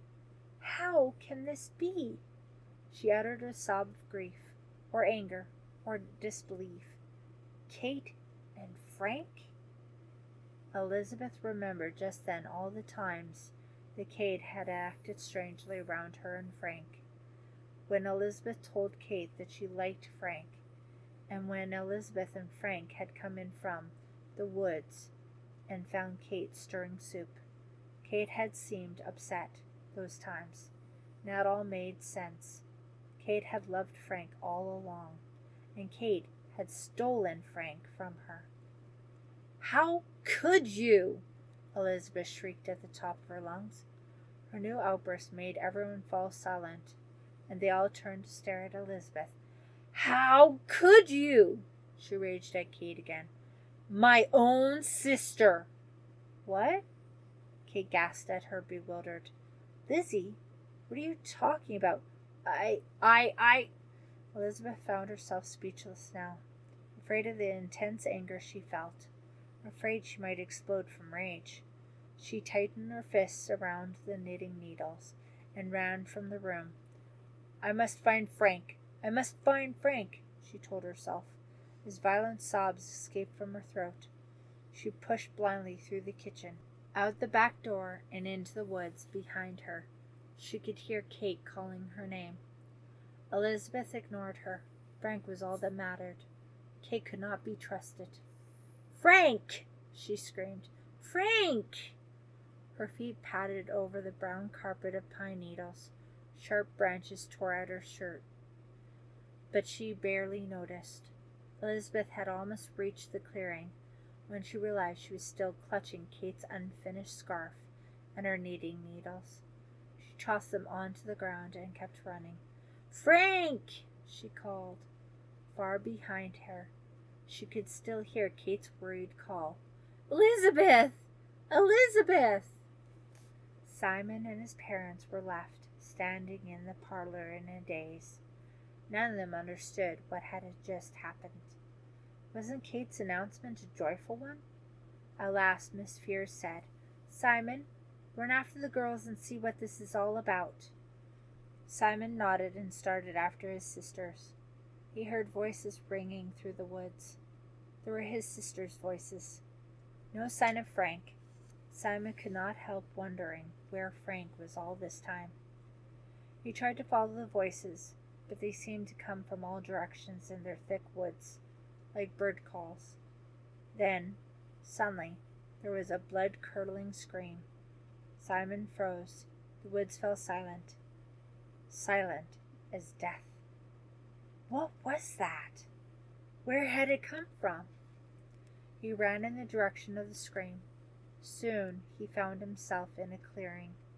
He recognized it as the place where he and his sisters had played as children. Simon's eyes frantically searching the clearing. Who screamed? Why? Behind the bigger of the two rocks he saw something dark. Simon squinted hard until it came into focus. A pair of dainty black high-button boots. He took a step closer, his heart beating wildly. The ground seemed to tilt under him. Taking a deep breath, Simon peered behind the rock. He gripped the top of the rock as his eyes landed on Kate's body. She lay sprawled on her back, her light brown hair spread out around her head like a halo. Her pale blue eyes were open, reflecting the sky. Simon gripped the rock till his hand hurt. "Kate?" She did not answer. She stared up lifelessly. A knitting needle plunged through her heart. Chapter 25. Elizabeth sat in the rocking chair by the fireplace. Her hair fell in tangles down her back. Her eyes, red-rimmed and bloodshot, stared out from her tear-stained face. She rocked back and forth, hugging her knees under her torn blue dress. "Kate was a liar," Elizabeth murmured, rocking. "Kate was a liar. Kate was a liar." Miss Fier stood over the rocking chair, helplessly wringing her hands. Mr. Fier stared at his daughter in horror and disbelief. Frank sat tensely on the couch, his eyes darting from face to face. Simon paced the room, lost in his own unhappy thoughts, not seeing anyone. "Kate was a liar," Elizabeth murmured. "Frank did not love Kate. Frank loves Elizabeth." She lifted her head to search for Frank. Her eyes met the horrified stares of her parents instead. "Why are you staring at me that way?" she screamed. "I did not kill her. I swear it." Her mother and father said nothing. Elizabeth rocked again. "They do not believe me," she thought bitterly. "It is written all over their faces. They think I killed my own sister. They think I stabbed Kate with a knitting needle." Frank was at her side now, kneeling beside the rocking chair. He took her warm, sticky hand in his. His hands were so cool, so calm and soothing.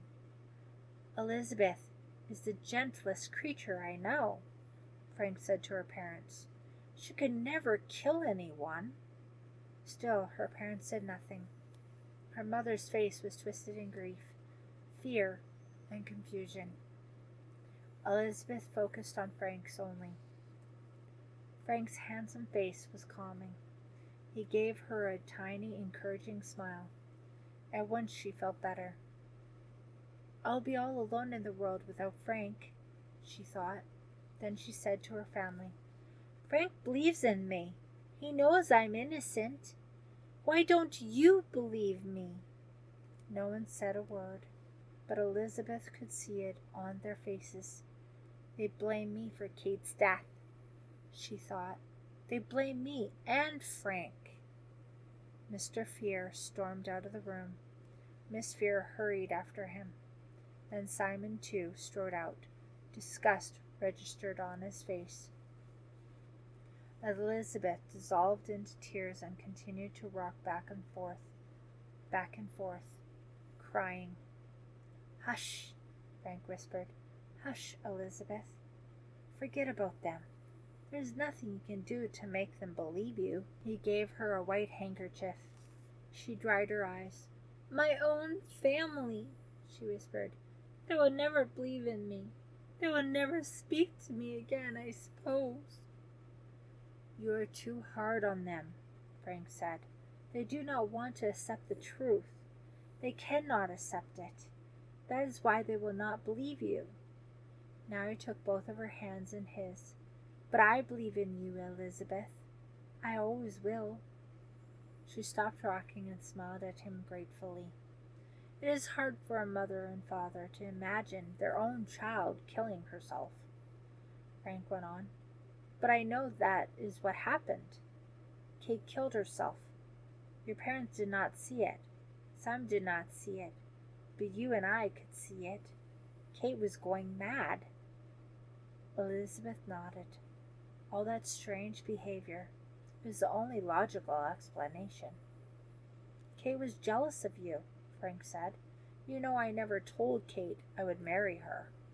How could I? I'm in love with you. He kissed her hands. Elizabeth drank in every word he said. Kate made it up, said Frank. She made up that whole story about her engagement. She ran right to you to tell you first. I think she really believed it was true. She was mad, truly mad, the poor girl. Poor Kate, Elizabeth whispered. She was capable of anything, said Frank. No one could help her. Elizabeth knew he was right. She sighed and started rocking again. Frank, I cannot stay here. They all hate me. She gestured toward the second floor, where her parents and Simon had gone. I must get away. I know what to do, Frank said. We can run away together. We shall elope. He gently took her chin in his hand and turned her face toward his. Elizabeth Fier, will you marry me? They were the most wonderful words Elizabeth had ever heard. She felt a little of her old spirit come back. Yes, she said, throwing her arms around Frank's neck. Yes, we will leave tonight. Elizabeth's touch gave Frank a cold chill, but he did not let it show. Yes, he thought to himself, we shall elope. We shall leave this house tonight, Elizabeth and I, but only one of us will return, and it will not be Elizabeth. This trusting girl will pack up all her belongings, he thought gleefully, and follow me wherever I go. I will take her into the woods to kill her, just as I killed her sister. Kate's face was so wonderfully surprised at the end, he thought. When she saw me coming, she smiled. She opened her arms to me. Even when I raised the knitting needle over my head, she did not understand. She had no idea what was happening, not until the very last second. Then she understood it all. It came to her in a flash. The horror of betrayal. The Fiers need to learn what that feels like. They will all know soon enough. Chapter 26. Simon paced the house as if in a daze. weighted down with grief and sadness, his mind whirring with thoughts of Kate's death. His parents were locked in their room. Through the door he could hear his father's heavy boots on the floor, his mother weeping and wailing for her daughters. Elizabeth, too, was shut in her room. Simon put his ear to her door. He heard her scurrying around. What could she be doing? He wondered. He was afraid she had lost her mind. Evening fell. No one prepared supper. No one thought of eating. Simon's grief gave way to uneasy restlessness. I have to get out of this house, he thought, or I will go mad. The sky was still hovering over the trees as Simon made his way out of the house, but once in the woods, the darkness surprised him. It was midsummer, and the leaves were at their thickest. They blocked out most of all the fading sunlight. Simon found the woods unusually still. The daytime animals had already hidden away for the night. The nocturnal creatures had not yet crept out of their dens to hunt. Simon walked on, deeper and deeper into the woods. All he wanted was to put his house and family behind him. He found himself at the clearing with the 2 flat stones. The woods were almost completely dark now. Simon sat on the bigger stone, the one that had once been his throne. He patted the smaller stone beside it. That had been Kate's. Kate was dead now. Kate is dead. He realized he could not escape from his grief. Simon peered through the darkness, staring at the spot where he had found Kate's body. A cold chill ran down his back as the ugly sight returned to him. Kate's eyes so glassy, so empty. The needle poking out of her chest. The blood had spread across the front of her dress. The blood had spread like evil, Simon thought. And now there is evil everywhere. It lives inside my family's house right now. Evil lives inside Elizabeth and Frank. It lives in these woods, in the air around me. He took a big gulp of air, then exhaled. It lives inside me too, he thought. I feel it. There is evil living inside me. Then the deep silence of the woods was broken. Simon heard a noise, the snap of a twig, somewhere nearby. Simon froze. He listened. Was it an animal? A deer? Snap! The noise was behind him. How had it moved so quickly, so quietly? Simon wanted to turn to look, but he was paralyzed with fear. Something grabbed him from behind. A claw. Pain shot through his shoulder. The claw dug deeper. Simon turned at last. He took one look at his attacker, and the blood drained from his face. He screamed. Chapter 27. Old Aggie. Simon felt the blood throb at his temples. He had never seen the old woman so close up. Her face was hidden by a black hood. In one wrinkled hand she held the cane she always carried. The fingers of the other hand were covered with rings. They dug into Simon's shoulder. Aggie was so stooped that her head was even with Simon's as he sat before her. Simon tried to stand, but with one wrinkled hand, the old woman held him in place. The pain in Simon's shoulder deepened. "Do not go," she commanded in a gravely voice. Shaking, Simon tried to calm down. It is only an old woman, he told himself. Only an old woman. Sorry, I screamed like that. You startled me, he stammered. Old Aggie slowly let go of his shoulder. Simon felt her long fingernails pull out of his skin. She held out her bony, jeweled hand. "Give me your hand," she croaked. Simon hesitated. He saw her black eyes glowing like coal under her hood. "Your hand," she repeated in her deep, raspy voice. Simon obeyed. He offered her his trembling hand. She took it firmly in her own and bent close to his palm, her long, crooked nose almost grazing his hand. Finally, she released his hand and trained her eyes on his face. Simon's heart pounded as he waited to see what would happen next. The children said she would kill us and eat our hearts, he thought, remembering his childhood fears of old Aggie. But that had to be a foolish childhood's tale. Aggie cleared her throat. Hear me, Simon Fier, and hear me well. How does she know my name? Simon wondered. He did not dare to ask her. You have allowed a man named Franklin Good into your home. Am I right? Croaked old Aggie. Simon nodded. That was foolish of you. He will destroy you all. You must stop him. Simon swallowed. Old Aggie continued. Franklin Good killed your sister Kate. At this very moment he plots the death of Elizabeth. Simon was shaken. Could the old woman be speaking the truth? Fier, old Aggie murmured. Fier, Fier, a terrible name, a cursed name. What do you mean? Simon demanded. Why do you say that, old woman? Your fate lies in your name, old Aggie replied, her face hidden in the darkness of her hood. The letters in your name. They can be rearranged to spell fire, fear, fire, fear, fire. She repeated the two words several times in her croaking voice, chanting them to sound like curses. I do not understand, Simon confessed. That is how your family will come to its end, old Aggie rasped.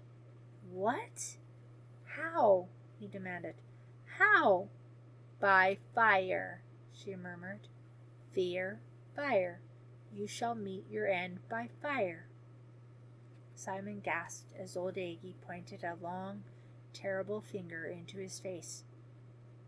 You are under a curse, she cried, a curse cast by the Goods, and by your own evil history. Now you have allowed a Good into your home, into your family. Your suffering will know no end, Simon Fier. But what can I do? Simon choked out in a shrill, tight voice. What? The old woman reached into the folds of her long black robe and pulled out a small silver dagger, its handle studded with dark rubies. Take this dagger, she whispered. Its tip is poisoned. You have only to scratch the skin of your enemy with it, and he will die. Simon took the dagger from her with a trembling hand. Be careful, she warned him. The dagger will only work once. Do not waste the poison. I will not, Simon promised, gazing at the dagger as if it were alive. Old Aggie nodded. Go now. Hurry, before it is too late. Simon jumped up and began to run through the dark woods. When he glanced back at the clearing, the old woman had disappeared. Had she told him the truth? Was the rest of his family in danger? In danger from Frank Good? Or is the old woman as crazy as the children always claimed? A yellow glow led him back to his house. He emerged from the woods and saw the kitchen ablaze with light. The rest of the house was in darkness. Simon burst into the kitchen doorway and stopped.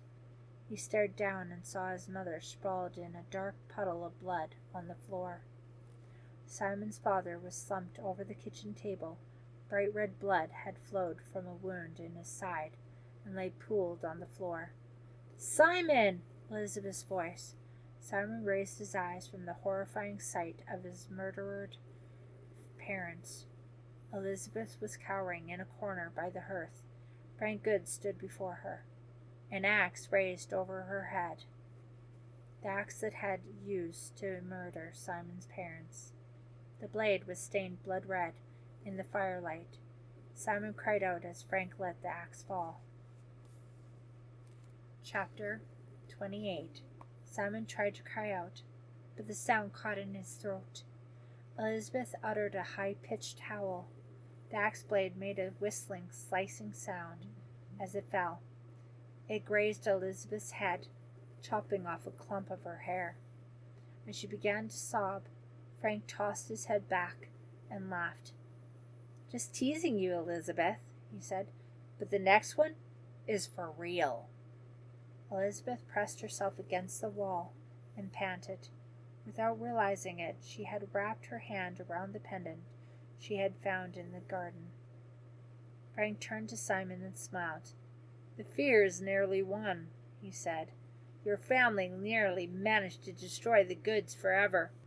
That is what your ancestor wanted, is it not? To wipe us from the face of the earth." Gripped with the horror of the scene he had walked in on, Simon struggled to breathe. The last trickles of his father's blood onto the floor roared like a rushing waterfall in Simon's ears. Frank took a step toward him. "In the end, though," Frank continued slowly, calmly, "the goods will survive. I am the last of my family, but that is enough. I have served my ancestors well. I have lived to destroy the Fiers." He took another step toward Simon, the axe blade red and gleaming in the firelight. Simon's trembling hand squeezed the handle of the silver dagger, hidden under his coat. He hoped old Aggie had been telling the truth about the dagger's power. Frank hoisted the axe high. With a loud grunt, he swung the axe down toward Simon's head. Elizabeth's scream pierced the air. Simon ducked out of the way as the axe blade dug deeply into the tabletop. Simon had the advantage and drew the dagger from under his coat, lunged forward, and scratched the blade across Frank's arm. A tiny red line, as thin as a hair, appeared along Frank's forearm. He stared at it, then at Simon. He burst out laughing. "Is that how you hope to stop me, Simon?" he cried. "With a scratch from a dagger?" Simon stood panting, his chest heaving. Frank laughed. With every sound Frank uttered, Simon felt his heart grow colder. He raged with hate for Frank, and for every good who had ever lived. Frank turned back to Elizabeth. "If you're going to fight me, Simon, I'll have to take care of your little sister first," he said. Elizabeth had darted away from the corner, but there was nowhere for her to run. Frank easily pulled the axe blade from the tabletop and took a step toward Elizabeth, then another. "Simon, help me!" Elizabeth cried. "Help me!" Frank took another step toward her. He started to raise the axe. The old woman's magic, it hadn't worked, Simon realized. "I'm not strong enough to pull the axe from Frank's grip. I'm not strong enough to fight him. I foolishly counted on old Aggie's magic, and now Elizabeth and I are going to die." Across the room, Frank uttered a triumph roar as he moved in on Elizabeth, his axe blade raised high. Chapter 29. "Simon, stop him!"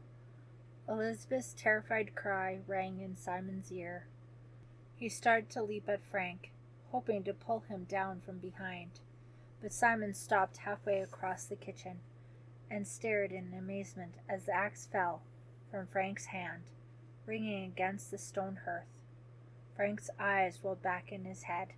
He uttered a startled cry and crumpled to the floor. Elizabeth's eyes flew open. Her entire body was trembling. Simon bent over Frank's body and examined him. Dead. Frank was dead. The poison had worked. Simon ran to comfort his sister. He wrapped his arms around her and held her until she stopped shaking.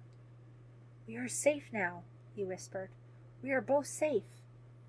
Elizabeth nodded, crying softly, and buried her head in his chest. Simon gazed over her shoulder at the gruesome scene in the kitchen. His mother and father lay in coagulating pools of blood. They had always been kind, good people, Simon knew. They were kind and took in a starving drifter, and he murdered them in return. Kate had never harmed anyone in her life, and she had been brutally, coldly murdered too. Goodness is weakness, Simon told himself. That is clear to me now. Goodness is weakness. Only evil can fight evil.